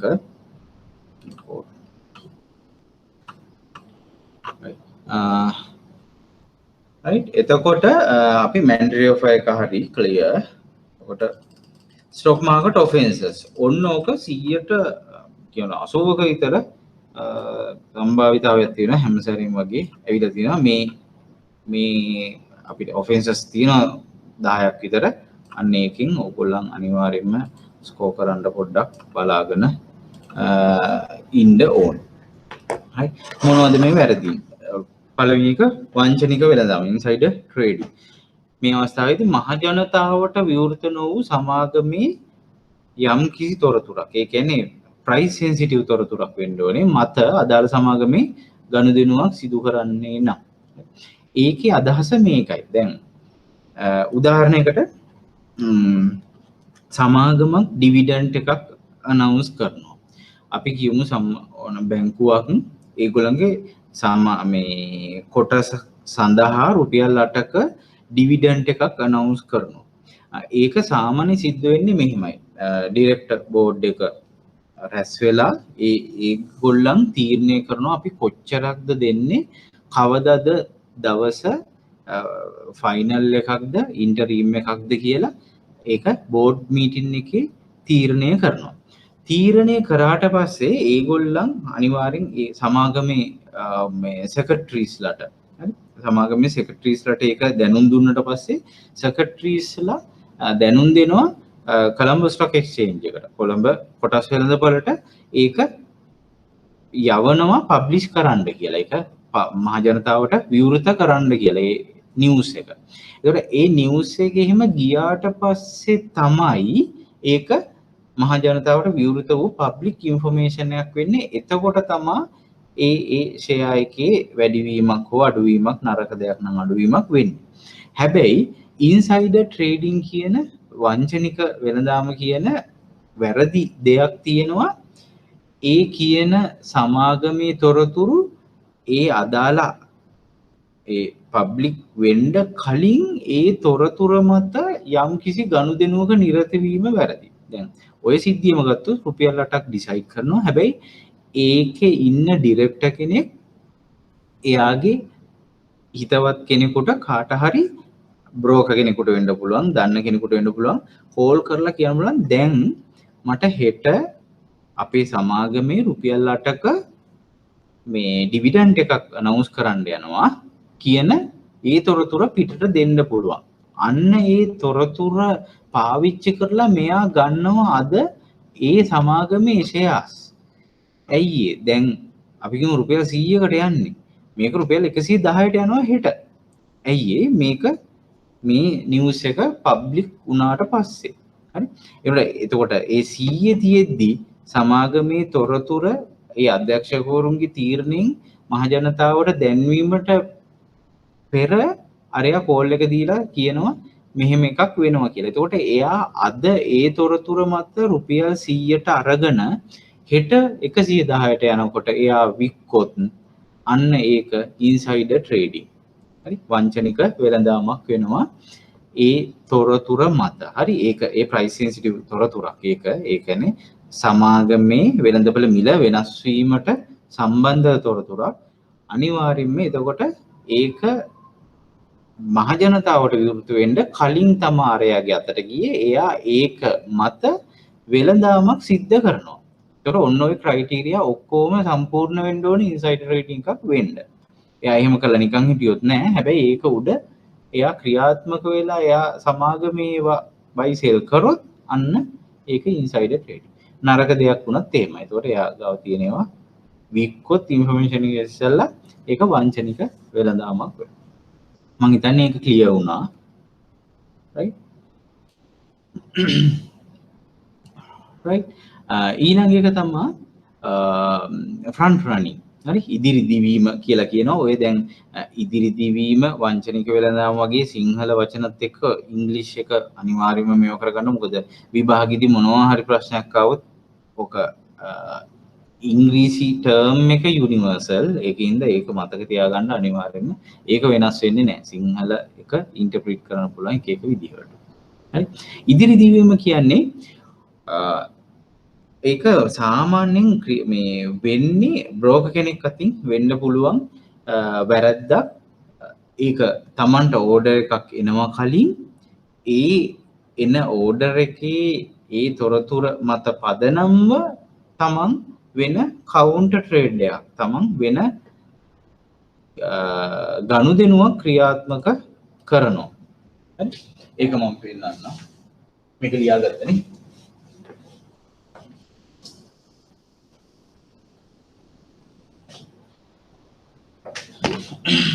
right. දැන්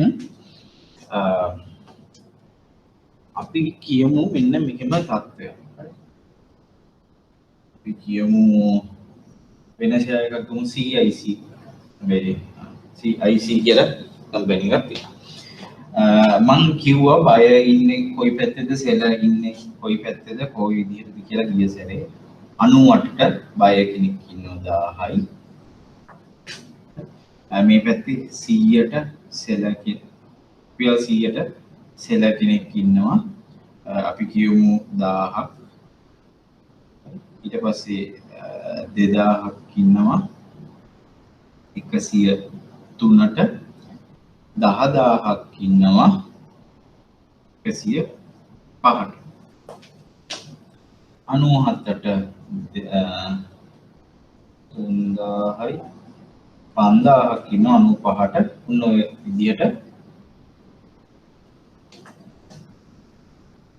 සෙලර් මේ සෙලර්ස්ලා මේ බයර්ස්ලා. හරි. ඔන්න ඔය වගේ තත්ත්වයක් තියෙනවා. මේකේ B කියන බ්‍රෝකර් මෙයා තමයි තැරවකරු. හරි. B කියන තැරවකරුට ඕඩර් එකක් එනවා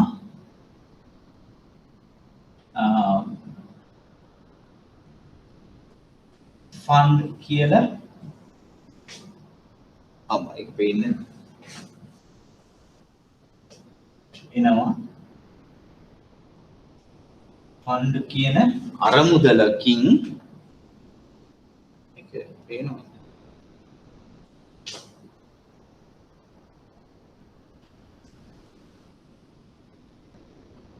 අරමුදලකින් එයාට එනවා ඕඩර් එකක් හරි නැත්නම් තනි කෙනෙක් කියන්නකො ආයෝජකයෙක්ගෙන් හරි එනවා මේව කරන්න CIC කියන ෂෙයා එක බයි කරන්න කියලා කියනවා 50000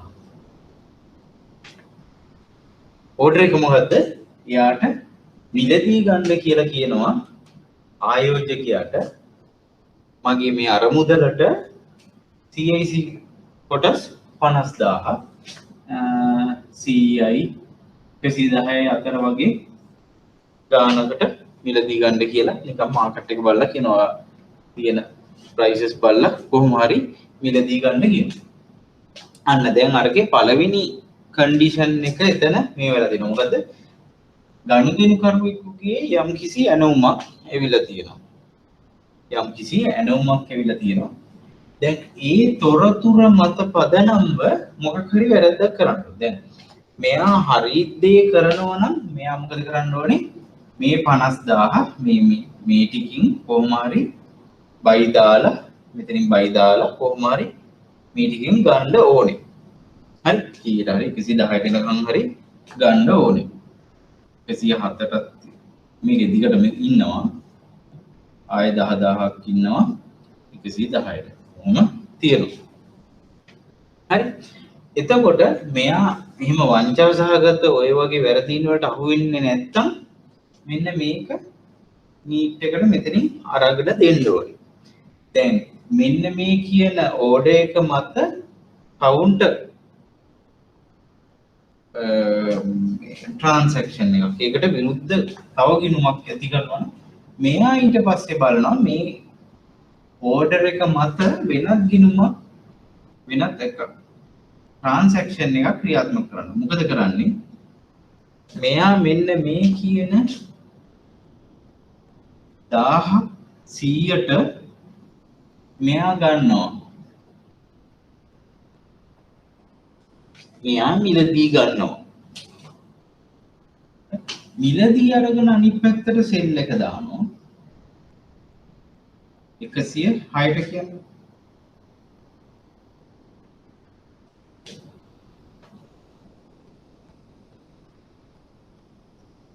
අන්න ඒක front running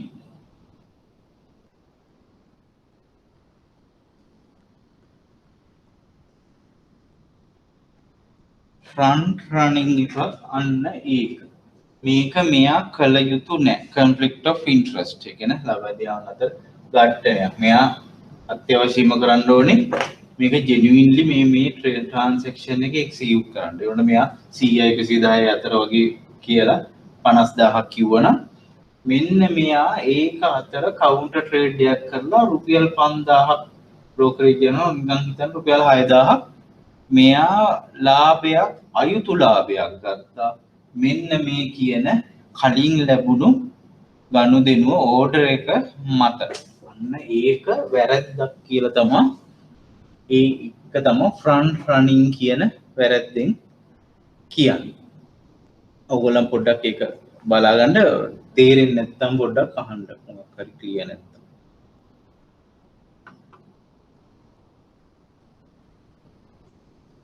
බෝඩ් එක ක්ලියර්ද? මට ටිකක් බ්ලර් වගේ. ක්ලියර්ද?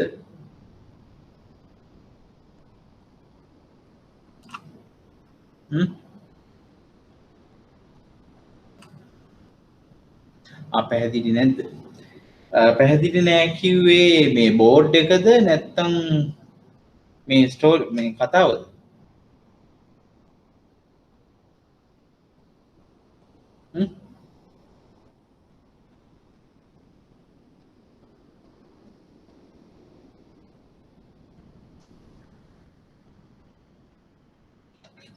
බෝඩ් එක පැහැදිලි මදිද? එහෙම.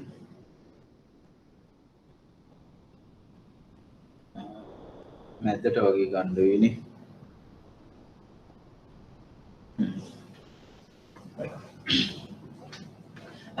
මේ සිද්ධිය පැහැදිලිද? සිද්ධිය පැහැදිලිද?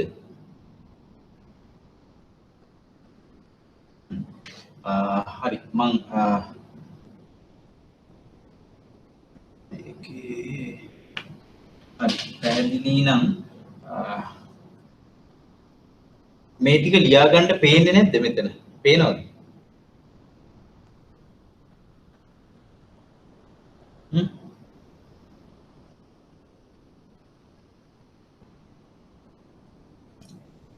ඔයගොල්ලන්ට මේ මෙතන පෙන්නන්නේ 100ට විකුණන්න තියෙනවා 1000ක්. ඒක මෙයා බයි කරලා අනිත් පැත්තට 106ට 1000ක් විකුණන්න දානවා මේ අතරමැද. ඊට පස්සේ අන්තිම ට්‍රාන්සැක්ෂන් එක හරි. එතකොට මෙන්න මේ ටිකම එතකොට අතපාටින් යනද මෙන්න මේ ටිකම හරි මේ ටිකම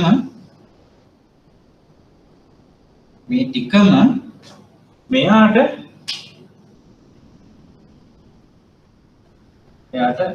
සෙල් කරනවා කියන්නේ එයාට බයි කරනවා. එයාගේ account එකට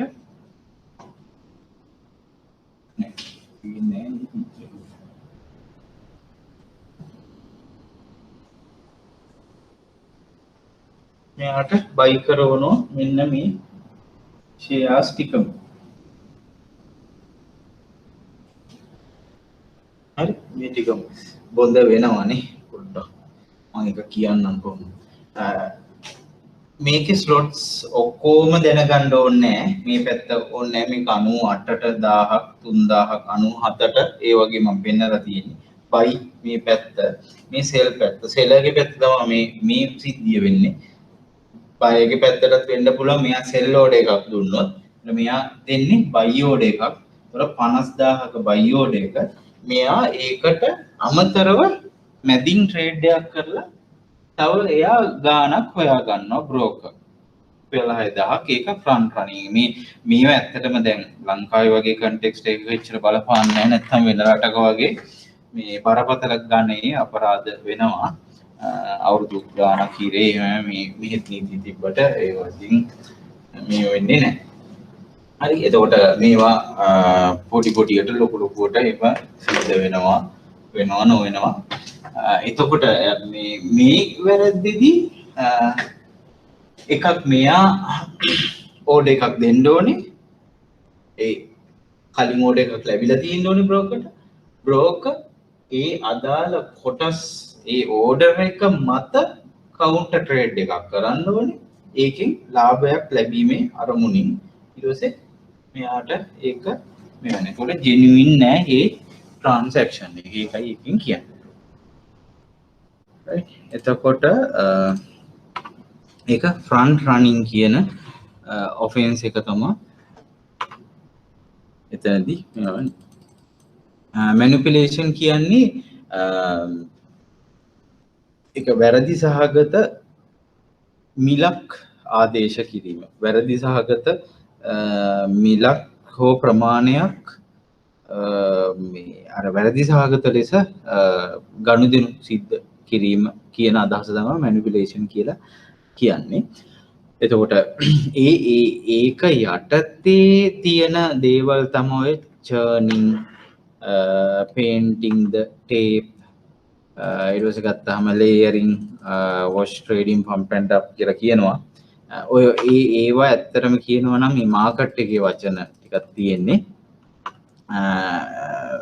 whistle blowing කියන එක අපි වෙනම කරමු. ඒකට උඩ තියෙන ඒවා මම කියන්නම් හැම එකම. දැන් manipulation කියන්නේ මේ අඩු මිලක් සහිත එකක් හේතුවක් නැතුව ඒ කියන්නේ නිශ්චිත හේතුවක් නැතුව ව්‍යාජ මිලක් ඒකට ලබා දීම. ඒ කියන්නේ සත්‍ය වටිනාකම රුපියල් 60ක් වෙන කොටසක මිල ඉහළ දානවා 150කට විතර.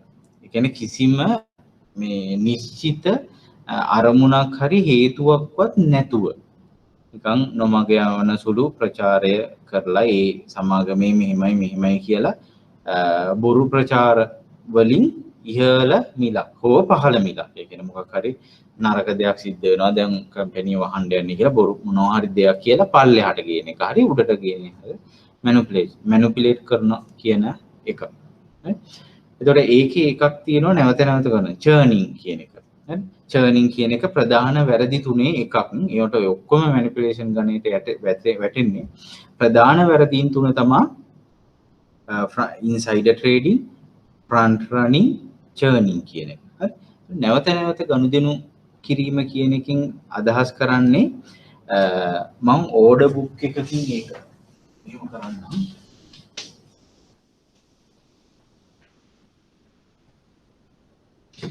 සෙලගේ පැත්ත විතරක් වෙන්න නම් මම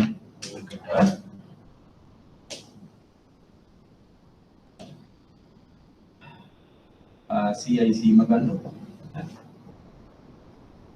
100ට 10000යි 5000ක් ඉන්න 101කට 10000ක් ඉන්න 104ට 25000ක් ඉන්නවා 105ට. ඔහොම ඉන්නේ. නැවත නැවත ගනුදෙනු කරනවා. දැන් මේ හැම ට්‍රාන්සැක්ෂන් එකටම බ්‍රෝකර්ට ඒ අදාළ තැරවකාරයට කමිෂන් එකක් තියෙනවා. බයි එකක් සෙල් එකක් වෙන ගානේ තැරවකාර ගාස්තුවක් මෙයාට හම්බ වෙනවා. කමිෂන් එකක් හම්බ වෙනවා. එතකොට එයා මොකද කරන්නේ? කස්ටමර්ස්ලා දෙන්නේ තුන්නේ අල්ලගෙන කස්ටමර් ඉන්නවා A B C කියලා කස්ටමර්ස්ලා තුන් දෙනෙක්. මෙයා මේක බයි කරනවා A ට.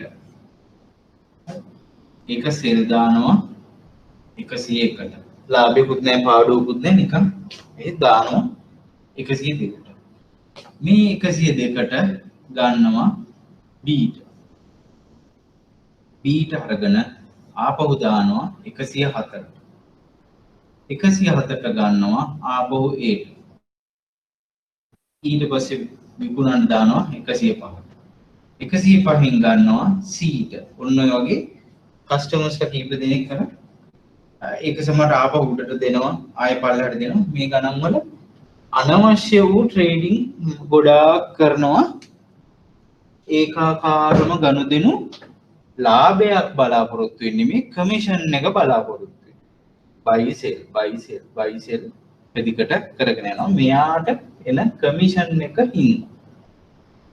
හරි උදාහරණයක් කිව්වේ කස්ටමර්ස්ලා තුන් දෙනෙක්ගේ සමහරට තව කීප දෙනෙක් එකතු වෙලා මේව කරනවා. කස්ටමර්ස්ලා සමහරට සම්බන්ධයි ඒවට මේව කරලා ප්‍රොෆිට් උත් හොයනවා ඒ අතර. ඒක තමයි තම ගනුදෙනු කරුට මූලික ලාභ ලබා දීමේ අරමුණින් බැහැරව කොමිස් මුදල් ඉපයීමේ අරමුණින් තමයි මේ චර්නින් කියන එක තියෙන්නේ. හරි. ලැබියාවන් අතර ගත්තම මම චුට්ටක් අන්තිමටම කියන්නම්. නැත්නම් මේක පැටලෙනවා. රයිට්. ටේප් පටි පින්තාරුව කියලා කියන්නේ ඒකෙම කොටස්. ඔය මැනිපියුලේෂන් එකේම මේ කොටස් ඇත්තටම චර්නින් කියන එකේ තමයි මේ ඒකෙම අදහස තමයි මේකේ මේ එහෙම අනවශ්‍ය ගනුදෙනු සිද්ධ කරලා අනවශ්‍ය මිලක් ඇති කිරීම. දැන් මේ වගේ කරලා මේක 120ක විතර ගෙනියනවා. හැබැයි සත්‍ය වටිනාකම 100යි. සමාගමේ සත්‍ය වටිනාකම තිබිය යුතු වටිනාකම 100යි. ඒත් 120ට ගෙනල්ලා චර්න් කරලා තියෙනවා. හරි. ඒක තමයි ඒකෙම අදහස ටේප් පේන්ටින් ද ටේප් කියලා කියන්නේ. අනවශ්‍ය ලෙස මිලදී ගැනීම සිද්ධ කරලා ඒ ඉහළ මිලකට රැගෙන යාම. හරි. වෙළඳපොළ වෙනස් කිරීම. ලේයරින්. එතකොට ලේයරින් කියන්නේ ඔය ඕඩර් බුක් එකේ ෆේක් බයි සෙල් දාන එක. ෆේක් බයි සෙල් දාන එක. දැන් අපි මෙහෙම කරගෙන යනකොට අපි මේ පැත්තේ buy orders දානවා බොරුවට මාකට් එක නිකන් ලොකු ඉල්ලුමක් තියෙනවා කියලා පෙන්නන්න 98ට එහෙම 1000ක් ඉන්නවා අපි 90ට ලක්ෂයක් දානවා ගන්න නෙමෙයි මේක ගන්න නෙමෙයි මේක නිකන් ඩමි අපි orders දාන්න පුළුවන් ඕන හැටියට කැපැසිටි තියෙනවා නම් නමුත් අපි 90ට දාගෙන 90ට එන්නේ නැහැ මොකද යන්නේ 100ට ඒ අවස්ථාවේ හැබැයි 90ට ලක්ෂයක ඕඩර් එකක් දාගෙන තියෙනවා ඊට පස්සේ 89ට 55000ක් අපි buy ඇයි බොරුවට මේ total buy එක පෙන්නනවා එතකොට මේකේ තව ටික sell උඩට sorry මේ buy එතකොට පුළුවන් තරම් බලනවා ගන්න මොකද ලොකු buying pressure එකක් මේ පැත්තෙන් තියෙන හන්ද selling වලට හරි ඒක තමයි මෙතන මේ layering කියන්නේ ඇතිරීම. ඒ කියන්නේ ඒව layer කරනවා ඒ අදාළ යට price වලින් ගන්න නෙමේ ව්‍යාජ වෙළඳ පොලක් එකේ ඇති කරන්න. හරි. ශෝධන වෙළඳාම් pump and dump ටිකක් ප්‍රසිද්ධියේ වෙනවා මේක ඇත්තටම මේක manipulation වෙන ගොඩක්ම මේ common විදිහක් මේ wash pump and dump කියලා කියන්නේ ඒකෙදි වෙන්නේ මෙහෙමයි දැන් අපි කියමු මෙන්න මේ වගේ price එකකදී 1 million shares වගේ ප්‍රමාණයක් මිලදී ගන්නවා මේ ටික අමතක කරන්න අනිත් ක්‍රම අමතක කරන්න pump මේකක් මිලදී ගන්නවා හරි මෙතන මේ අවස්ථාව pump හරි පම්ප් කරනවා. ඒ කියන්නේ ඒ ආයෝජකයා සල්ලි දානවා. මෙයා ගන්නවා C. ඊට පස්සේ මෙයා ගොඩාක් එක fake news බොරු news යවලා දිගට මේ price එක වැඩි කරනවා. ඒ කියන්නේ මේ සමාගමේ dividend එකක් එනවා. මේ සමාගම තව සමාගමක් මිලදී ගන්න යනවා. මේ සමාගම land එකක් ගන්නවා ලොකු factory එකක් ගන්නවා.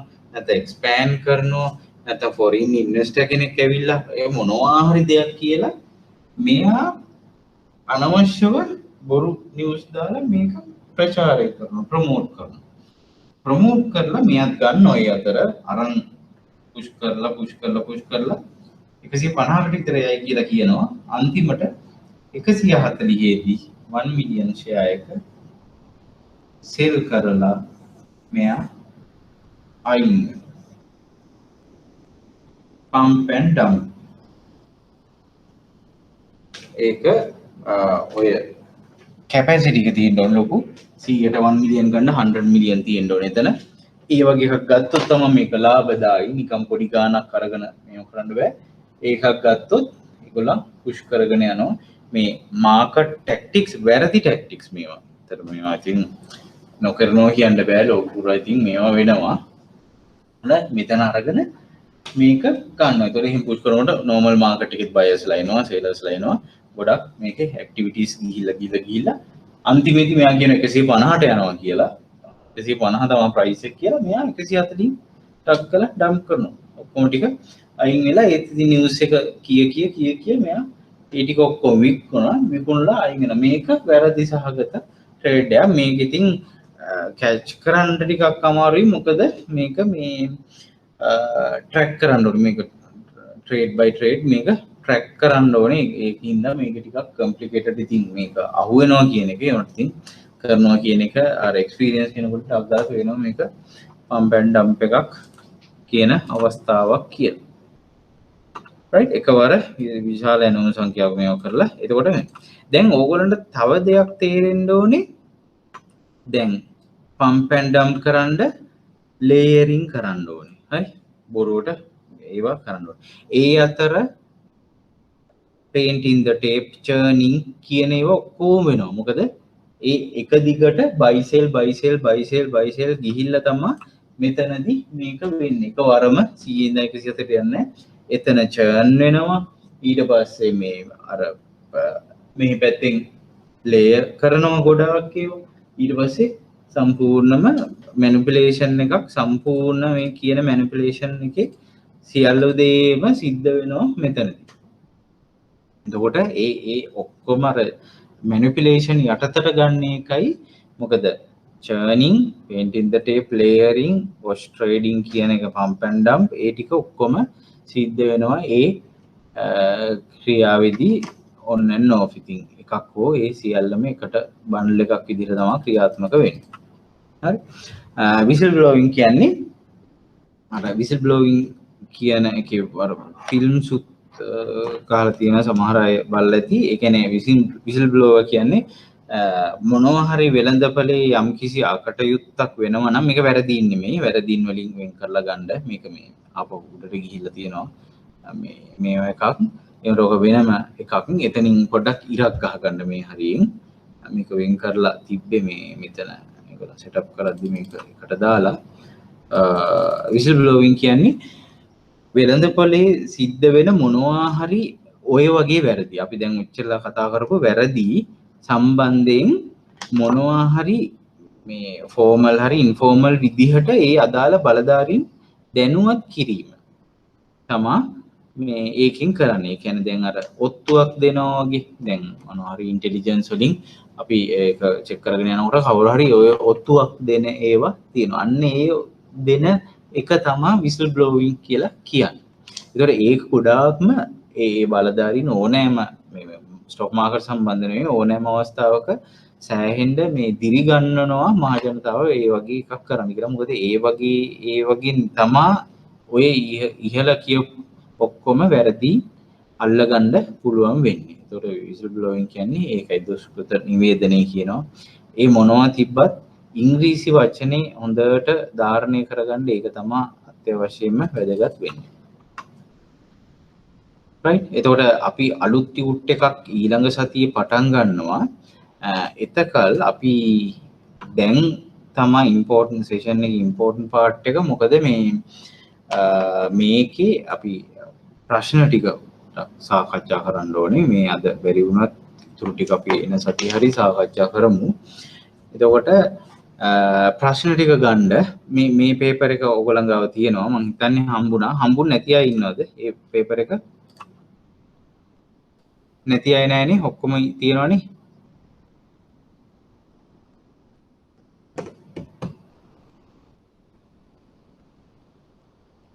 නැති අය නැහැනේ. හරි.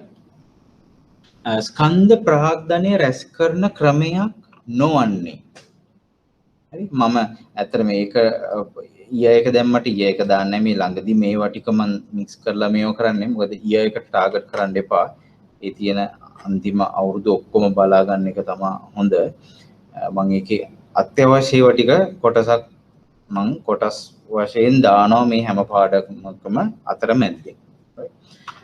රැස් කරන ක්‍රමයක් නොවන්නේ මොකක්ද? එතකොට ඔයගොල්ලන් නොවන්නේ කියලා මේකට උත්තරේ හොයාගත්තට වඩා මේ හැම එකේම මේ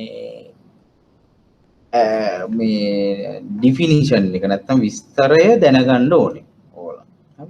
නිශ්චන්ද කොටස් නිකුත් කිරීමෙන් මොකද්ද ඒකේ තියෙන වැදගත්කම? ඒකේ මොකද්ද මූලික ලක්ෂණ ටික කියන එක ඔයගොල්ලන් දැනගන්න ඕනේ. මොකද්ද නිශ්චන්ද කියන්නේ? ඒකේ ලක්ෂණ මොනවද? ඡන්ද අයිතිය නැහැ. හරි. ඡන්ද අයිතිය නැති සාමාන්‍ය කොටස්. එතකොට ඒගොල්ලන්ගේ ප්‍රමුඛතාව හිමි වෙන්නේ අන්තිමටම. හැබැයි අන්තිමටම නෙමෙයි අන්තිමට තමයි ඡන්ද හිමි කොටස් නිකුත් කිරීම කොටස් වලට තමයි අවම ප්‍රමුඛතාවය හම්බ වෙන්නේ. හරි. ඒකත් මතක තියාගන්න. ඊට උඩ තමයි නිශ්චන්ද කොටස්. නිශ්චන්ද කොටස් නිකුත් කිරීමෙන් ප්‍රාග්ධනයේ රැස්වීමක් සිද්ධ වෙනවා. ඒතකොට ක්‍රමයක් නොවන්නේ නෙමෙයි. හරි. හිමිකම් කොටස් නිකුත් කිරීම.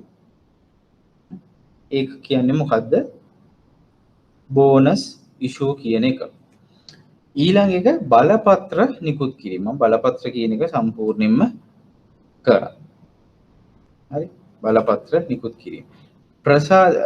හිමිකම් කියන්නේ right issue එක. right issue එක කියන එක මම full define කරා. කොහොමද නිකුත් වෙන්නේ? මොන වගේ බලපෑමක්ද සමාගමට තියෙන්නේ? ප්‍රාථමික වෙළඳපොළ, ද්විතීයික වෙළඳපොළ. ප්‍රසාද කොටස් නිකුත් කිරීම. මොකද බෝනස් issue එකක්. එකකට එකක්, එකකට තුනක්, එකකට දෙකක් කියලා වශයෙන් ප්‍රසාද කොටස් free share එකක් නිකුත් කිරීම සිද්ධ වෙනවා. මේකේ මොකද්ද ප්‍රාග්ධනයක් රැස් නොවන මාර්ගය මොකද්ද? මට උත්තරයක් ඕනේ.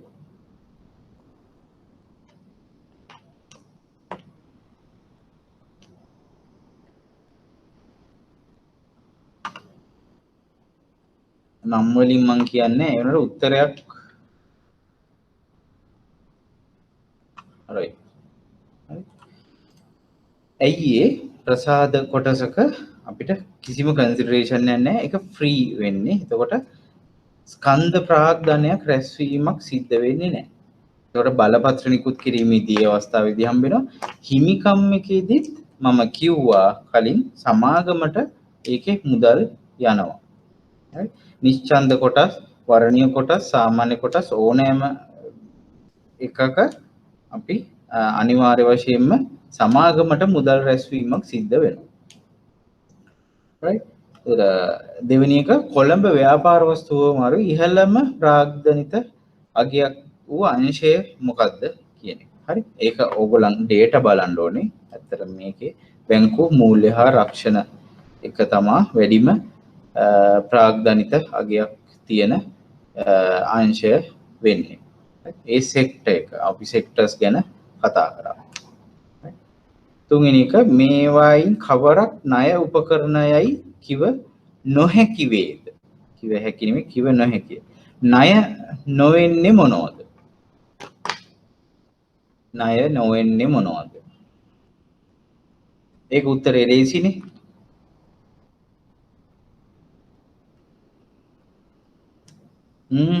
ණය උපකරණයක් නොවෙන්නේ මොකද්ද?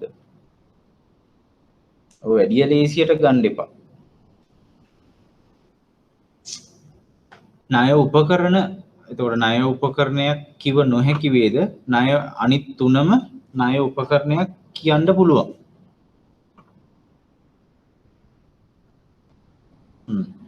හරි. එතකොට ව්‍යාපාර වස්තු කියන්නේ කොටස. ඒවට එක එක නම් කියනවා. ව්‍යාපාර වස්තු, හිමිකම් කොටස් ඒ ඕනෑම විදිහකට කියන. දෙක ණය. ඒක ණය කියන්නේ ණයම ණය. බැඳුම් කර ණය. මොකද ඒක ණය හිමිකමක් තියෙන්නේ. දැන් ඔයගොල්ලෝ මං හිතනවා පළවෙනි සෙෂන්ස් ටිකක් මිස් වෙන්න ඇති. ඒ ටික වීඩියෝ හරි බලන්න මං විස්තර කරලා තියෙනවා. මොකද මේක දැන් ලයිව් මෙහෙම මේ වීඩියෝ එක බලනවා තරම් ඉෆෙක්ටිව් නෑ. මේ ඒක බැලුවට හොඳ අයිඩියා එකක් ගන්න පුළුවන්. මං සම්පූර්ණ විස්තර කරලා තියෙන්නේ. ඇති වෙන්නම ඒ විස්තරේ මං දීලා තියෙන්නේ ණය සහ ව්‍යාපාර වස්තු වෙන් කරන්න. හරි. වාණිජ පත්‍රිකා කියන්නේ ණය උපකරණයක්. කෙටි කාලීන මං ඒවා වෙන් කිරීම එක්ක සෑහෙන විස්තරයක් මුලදී කරලා තියෙනවා. පොඩ්ඩක් බලන්න මුල මේවට. right. මින් කවරක් ප්‍රාග්ධන වෙළඳපොළ උපකරණ නොවන්නේද? එතකොට වෙන ඒවා තුනක් තියෙනවා. ප්‍රාග්ධන උපකරණ වෙන ඒවා තුනක් තියෙනවා මෙතන. ඒක නොවන එක අහන්න. නොවෙන්නේ මොකද්ද? කලින් සෙෂන් එක බැලුවා නම් ওই ටික එහෙමම තියෙනවා. ඔය රේසිම ප්‍රශ්න ටික ඔය උත්තරයක් එන්නේ නැද්ද? ඔය කලින් සෙෂන්ස් හිටපු කෙනෙක් ඉන්නවා.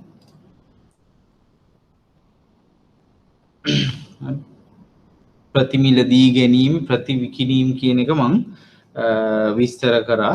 ඒවා මුදල් වෙළඳපොළ උපකරණ, කෙටිකාලීන ණය උපකරණ මං ඒක සම්පූර්ණ ඩිස්ක්‍රිප්ෂන් එකක් කරා. ඊට අමතරව තියෙන ඔක්කොම බලපත්‍ර නිදහස් කළ හැකි වර්ණීය කොටස වේ.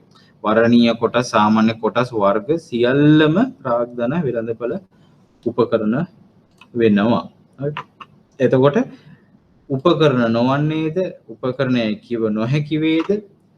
රැස් කරන ක්‍රමයක් නොවන්නේද? කියන ඒවා අහන්නෙම ඒ නොවන්නේද කියන එක. එතකොට මේක ඉතින් ඒ වගේ ඒවා ටුට්ටක් බලන්න ඕනේ. ඔයගොල්ලන් ටැක්ෆුල් වෙන්න. ඒක පොදු දෙයක්. මේ විභාගෙ මේ A level ඉඳන්ම ඔය එක තියෙනවා. right. මේ ordinary level එකේ ඉඳන්ම තියෙන විදිහක් තමයි ඒක. පහසඳානේ වගේ කිසියම් ගැනුම්කරුවෙකු කොටස් මිලදී ගැනීමට ඉහළ මිලක් ගෙවීමට කැමති වන්නේද? ඉහළ මිලක් ගෙවීමට කැමති වන්නේද කියන එක නිර්වචනය වෙන්නේ කොහොමද කියන එක කියන්න දෙයක් නැහැ. දැන් මම මේ පැත්තේ දාලා තියෙන්නේ ඇත්තටම මම මේක දැම්මෙත් ඒක හින්දාමයි. එතකොට buy side එක කියන්නේ මේ පැත්ත හරි, bid කියන්නේ, offer price කියන්නේ මේ කියන sell කියන පැත්ත. හරි.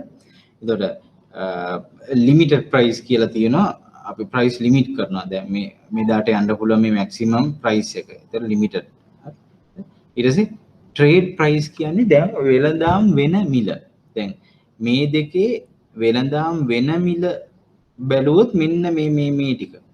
මෙන්න මේ 5252කට තමයි ට්‍රේඩ් එක වෙන්නේ. බයර් කෙනෙක් ඉන්නවා 500ක්, සෙලර් කෙනෙක් ඉන්නවා 1650ක්. එතකොට බයර්ට 500ක් හම්බෙනවා, සෙලර්ගේ තව ටිකක් ඉතුරු වෙනවා 1150ක් වගේ ගාණක් සෙලර්ගේ ඉතුරු වෙනවා. right? ඒක කිසියම් ගණන්කරුවෙකු කොටස් මිලට ගැනීමට ඉහළ මිලක් ගෙවීමට කැමති වන්නේද කියන්නේ මොකද්ද? buy, bid, ලන්සු මිල. හරි, බයර්ගේ ප්‍රයිස් එක ඉහළ මිලක් ගෙවීමට කැමති වන්නේ කියන එක. buying price එක. බයර් ඉන්නවා 500ක්, සෙලර් ඉන්නවා 1650. එතකොට ඒකේ 500ක් මෙහාට සෙලර්ගේ පැත්තෙන් බයර්ට ගියාම ඉතුරු වෙන්නේ 1150ක සෙලර් කෙනෙක් එතන ඉතුරු වෙනවා. ඊට පස්සේ එක්කෙනෙකුට ඕන නම් ඒ 1150 ගත්තා, මේ 50 ගත්තා, 600 ගත්තා, ඔය වගේ මාකට් එක උඩට යනවා. විකින්නෝ නම් මේ පැත්තට එනවා. හරි, 49. ඊට පස්සේ මේ ටික ඕගොල්ලන් මේව කරන්න ඕනේ. මම මාජින් ට්‍රේඩින් එක මම කරන්නම්. ඊට පස්සේ අනිත් ඒවා ටික අපි ටිකක් ඉක්මනට මේව කරමු. කොළඹ කොටස් හුවමාරුවේ සාමාන්‍ය වෙළඳ දිනයකදී ස්වයංක්‍රීය වෙළඳ පද්ධති තුල විවිධ වෙළඳ සැසි ඒ වගේ අරමුණු සහ ක්‍රියාත්මක වන වේලාවන් දක්වන. වේලාවන් ටික කියන්න පුළුවන්ද? ගිය සතිවල හිටපු එක්කෙනෙක් මොනවද වෙළඳ සැසි? සෙෂන්ස් මොනවද? සෙෂන්ස් දෙකක් තියෙනවා කියන්න පුළුවන්ද?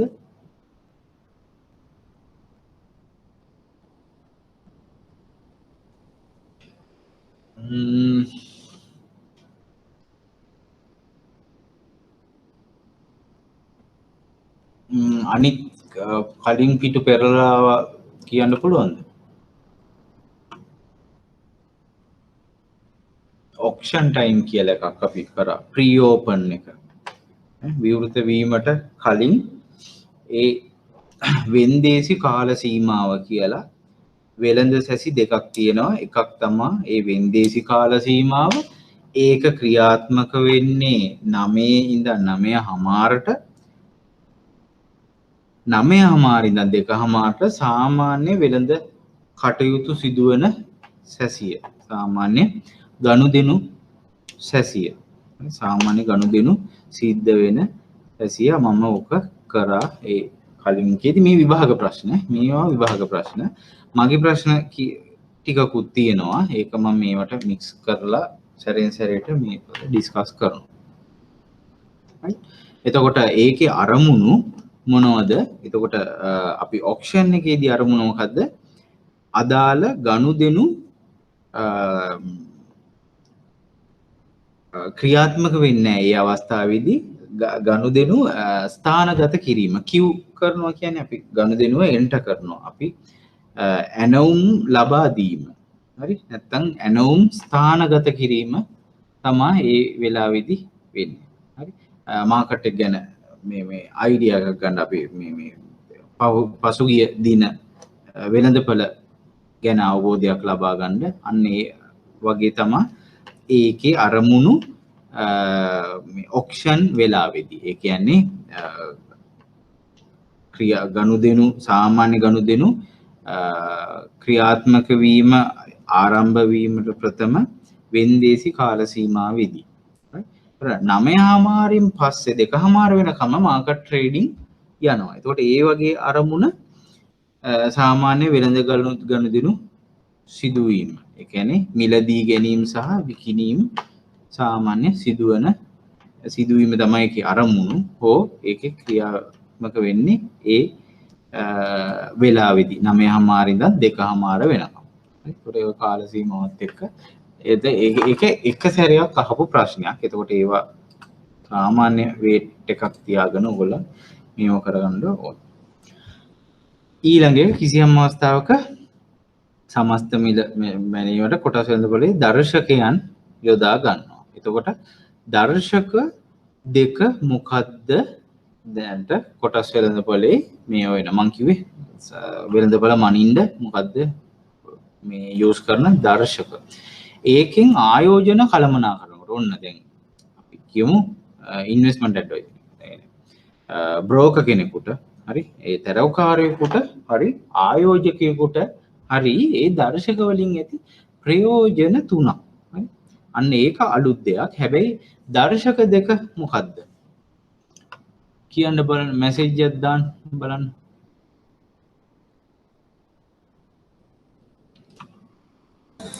සියලු කොටස් මිල දර්ශකයයි SN. හරි අන්න ඒ බේසික් දේවල් දැන් බලාගන්න මේ පොත් බලන්න නැතුව පුළුවන් තරම් කරන්න. මොකද ඊට වඩා ටිකක් අමාරු ඒවා තියෙනවා ඔයගලන්ට පාඩම් කරන්න. ඒකින්ද දැන් අර ටික පාඩම් කරලා ටිකක් මේ තියාගන්න. right මට 9:00 2:00 කියලා ඒවල තියෙනවා කෙනෙක්. මං හිතන්නේ මාකට් එකේ ඇති දන්නවා ඇතිනේ. මාකට් එකේ ට්‍රේඩ් කරනවද?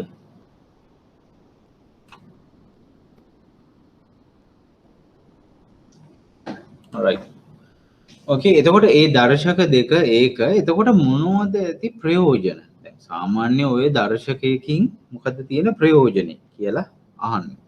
එතකොට ඒකේ මොකද්ද ගන්න පුළුවන් දේ? ඒ කියන්නේ අදාළ වෙළඳපොලේ නිශ්චිත දිශාව අපිට තීරණය කරන්න පුළුවන් ඒ දර්ශක වලින්. අපි ඒ වෙළඳපොලේ දිශාව අපි කොයි පැත්තටද මේක යන්නේ කියලා පහුගිය සතිය හෝ මාසය හෝ මාස 3 එක්ක අපි සංසන්දනය කරලා ඒ දර්ශකයන් ඉදිරියේදී කෙසේ වෙනස් වේද වෙළඳපොළ කියන එක අපිට දැනගන්න පුළුවන්. ආයෝජකෙක් වශයෙන් හරි ආයෝජන කළමනාකරුවෙකු වශයෙන් අපිට අන්න ඒක දැනගන්න පුළුවන් එක.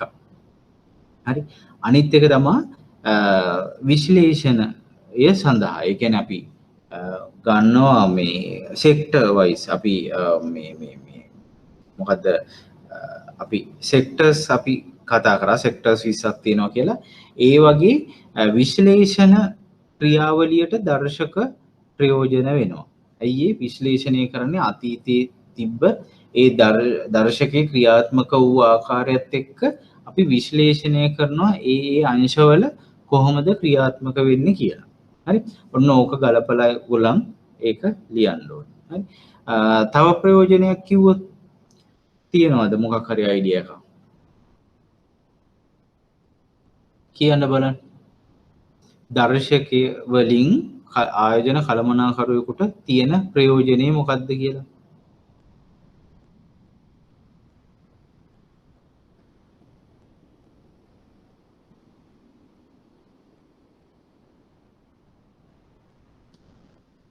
තව මෙහෙම ප්‍රයෝජනයක් ගන්න පුළුවන්. ඒ දර්ශකයකට සාපේක්ෂව අදාළ කොටස් වල මිල හැසිරීම. උදාහරණයකට දැන් අපි ස්ටොක් ඉන්ඩෙක්ස් එක යනවා ගොඩාක් හයි දැන් තියෙන්නේ. ගොඩාක් හයි දැන්.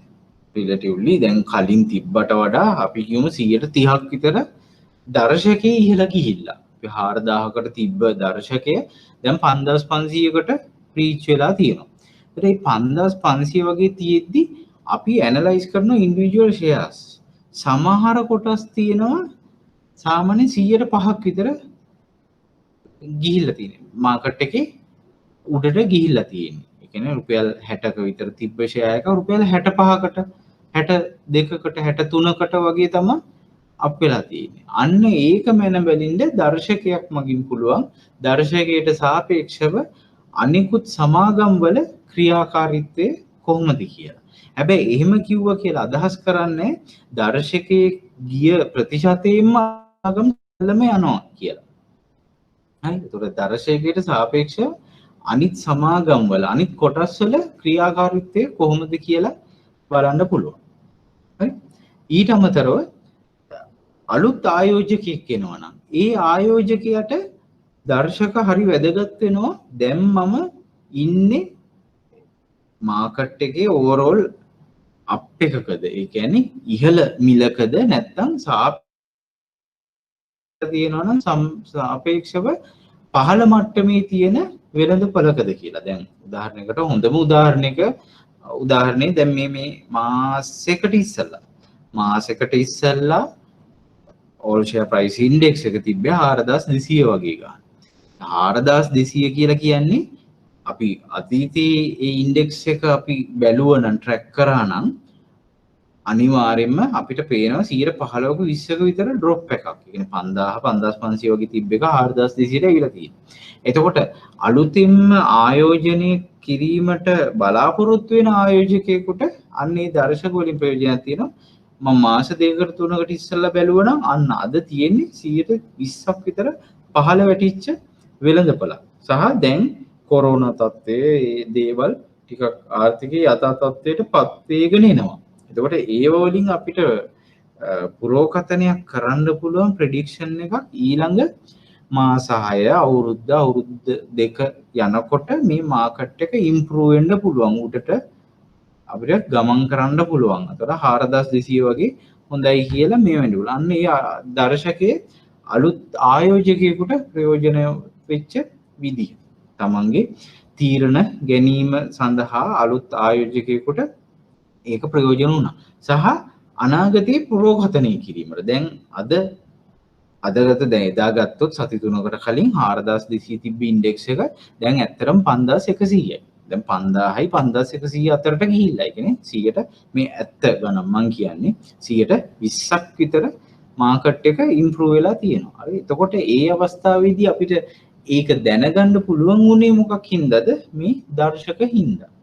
එතකොට අපි එතනින් එහාට කොහොමද ලංකාවේ තත්ත්වය ඉම්ප්‍රූව් වෙනවා නම් වෙළඳපොළ වැඩි වෙනවා නම් මිනිස්සුන්ගේ ක්‍රය ශක්තිය මිලදී ගැනීම හැකියාවල් ඒවා වැඩි වෙනවා නම් බිස්නසස් ඉම්ප්‍රූව් වෙනවා නම් ප්‍රොඩක්ෂන්ස් යනවා නම් අන්න ඒවා වෙනවා නම් මනි සර්කියුලේෂන් එක යනවා නම් අන්න එතකොට ඒක 5100 ඉඳන් 5500ට යන්න පුළුවන් කියලා පුරෝකථනයක් කරන්න පුළුවන් අන්න ඒ දර්ශක උපයෝගී කරගන්න. හරි. ඔන්න ඕව තමයි සමස්ත වශයෙන් ගත්තහම ඒ දර්ශක වලින් තියෙන ප්‍රයෝජන. දැන් ඕගොල්ලෝ කවදාවත් මෙන්න මේ දෙයට මෙහිමයි කියලා පඩ ගාලා ලියාගෙන යන්න එපා මේ කිසිම සබ්ජෙක්ට් එකක. IABF, DABF ඕනෑම එක සහ මේ ලෙවල් එකේ තියෙන ඕනෑම විභාගයකට එහෙම පුරුදු වෙන්න එපා. අයිඩියා එක ගන්න, අයිඩියා එකකින් හොඳට ලියන්න, අයිඩියා එක ගන්න. මේ සබ්ජෙක්ට් එක ගන්න එපා ඒක ඒ විදිහටම. අනිවාර්යයෙන්ම මේ අයිඩියා එක අරගෙන ප්‍රයෝජන හිතන්න. ඒ හිතලා ලියන්න පුළුවන්. මේ අයිඩියා එක ගන්න ඕගොල්ලන් ගාව සම්පූර්ණ දල අදහසක් කම්ප්‍රිහෙන්සිව් ඔයාලට අයිඩියා එකක් තියෙන්න ඕනේ ඒක ලියන්න. මම මේක මෙච්චර කාලය ගත්තේ මේ වගේ ඒවා කරන්න ඕගොල්ලන් අනිවාර්ය වශයෙන්ම මේ අයිඩියා එක ඔලුවට අරගෙන ඒක තමයි. මොකද ওই ප්‍රශ්නම අහන්නේ නැහැ. දැන් මේ වගේ ප්‍රශ්න මේ මම කතා කරපු 6 සහ 7 කියන ඒවා ඒක ඊළඟට අහන්න පුළුවන් සෙක්ටර්ස් මොනවද තියෙන සෙක්ටර්ස් පුවරු ගැන අහන්න පුළුවන්. එහෙම තමයි අහලා තියෙන්නේ රැන්ඩම්. ඒතකොට මේ පුවරු වලින් තියෙන වැදගත්කම මොකද්ද? පුවරු වලට තියෙන ක්‍රයිටීරියා මොකද්ද? ඒතකොට ඒව සමහර ඒවා තියෙනවා එහෙම පිටින්ම තියරි එකේ. සමහර ඒවා තියෙනවා ඔයාලා හිතලා ලියන්න ඕනේ. මේකේ ප්‍රයෝජන මොකද්ද? වෙළඳපළ පරිශකයෙකුට මේ වගේ තියෙන ප්‍රයෝජන මොකද්ද? ඒ වගේ වෙනස් කෝණ වලින් අහන්න පුළුවන්. ඒකට ඕගොල්ලන්ට තියෙන්න ඕනේ අර සම්පූර්ණ රෆ් අයිඩියා එක. ඒකට. හරි. ඒ ටික මතක තියාගන්න එතකොට.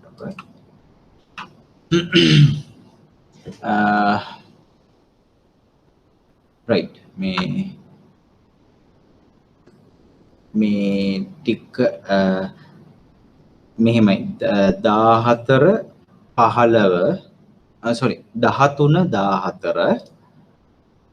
12 11 ඒ ටික මං කරන්නම්.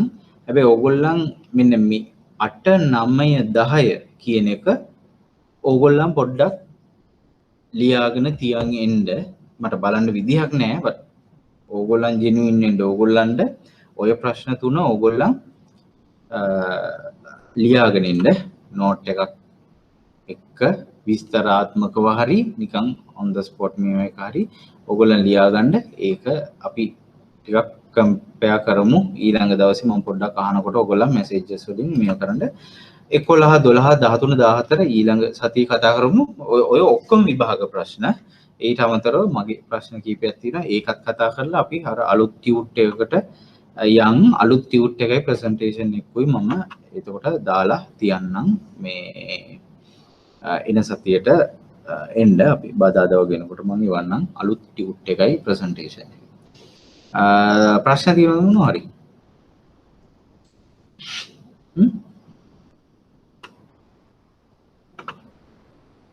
පුළුවන් තරම් ඉන්න බලන්න සෙෂන් එකේ. මොකද මේ සෙෂන් එක ඇතුලේ ඕගොල්ලන්ට ක්ලැරිෆයි කරගන්න විස්තර කරගන්න ඕනේ ඒවා ඔක්කොම කතා කරගන්න පුළුවන් රෙකෝඩින් එක වලට වඩා. පැය දෙකයි තියෙන්නේ. එකයි. මොකද ප්‍රශ්නයක් නැහැ නේ.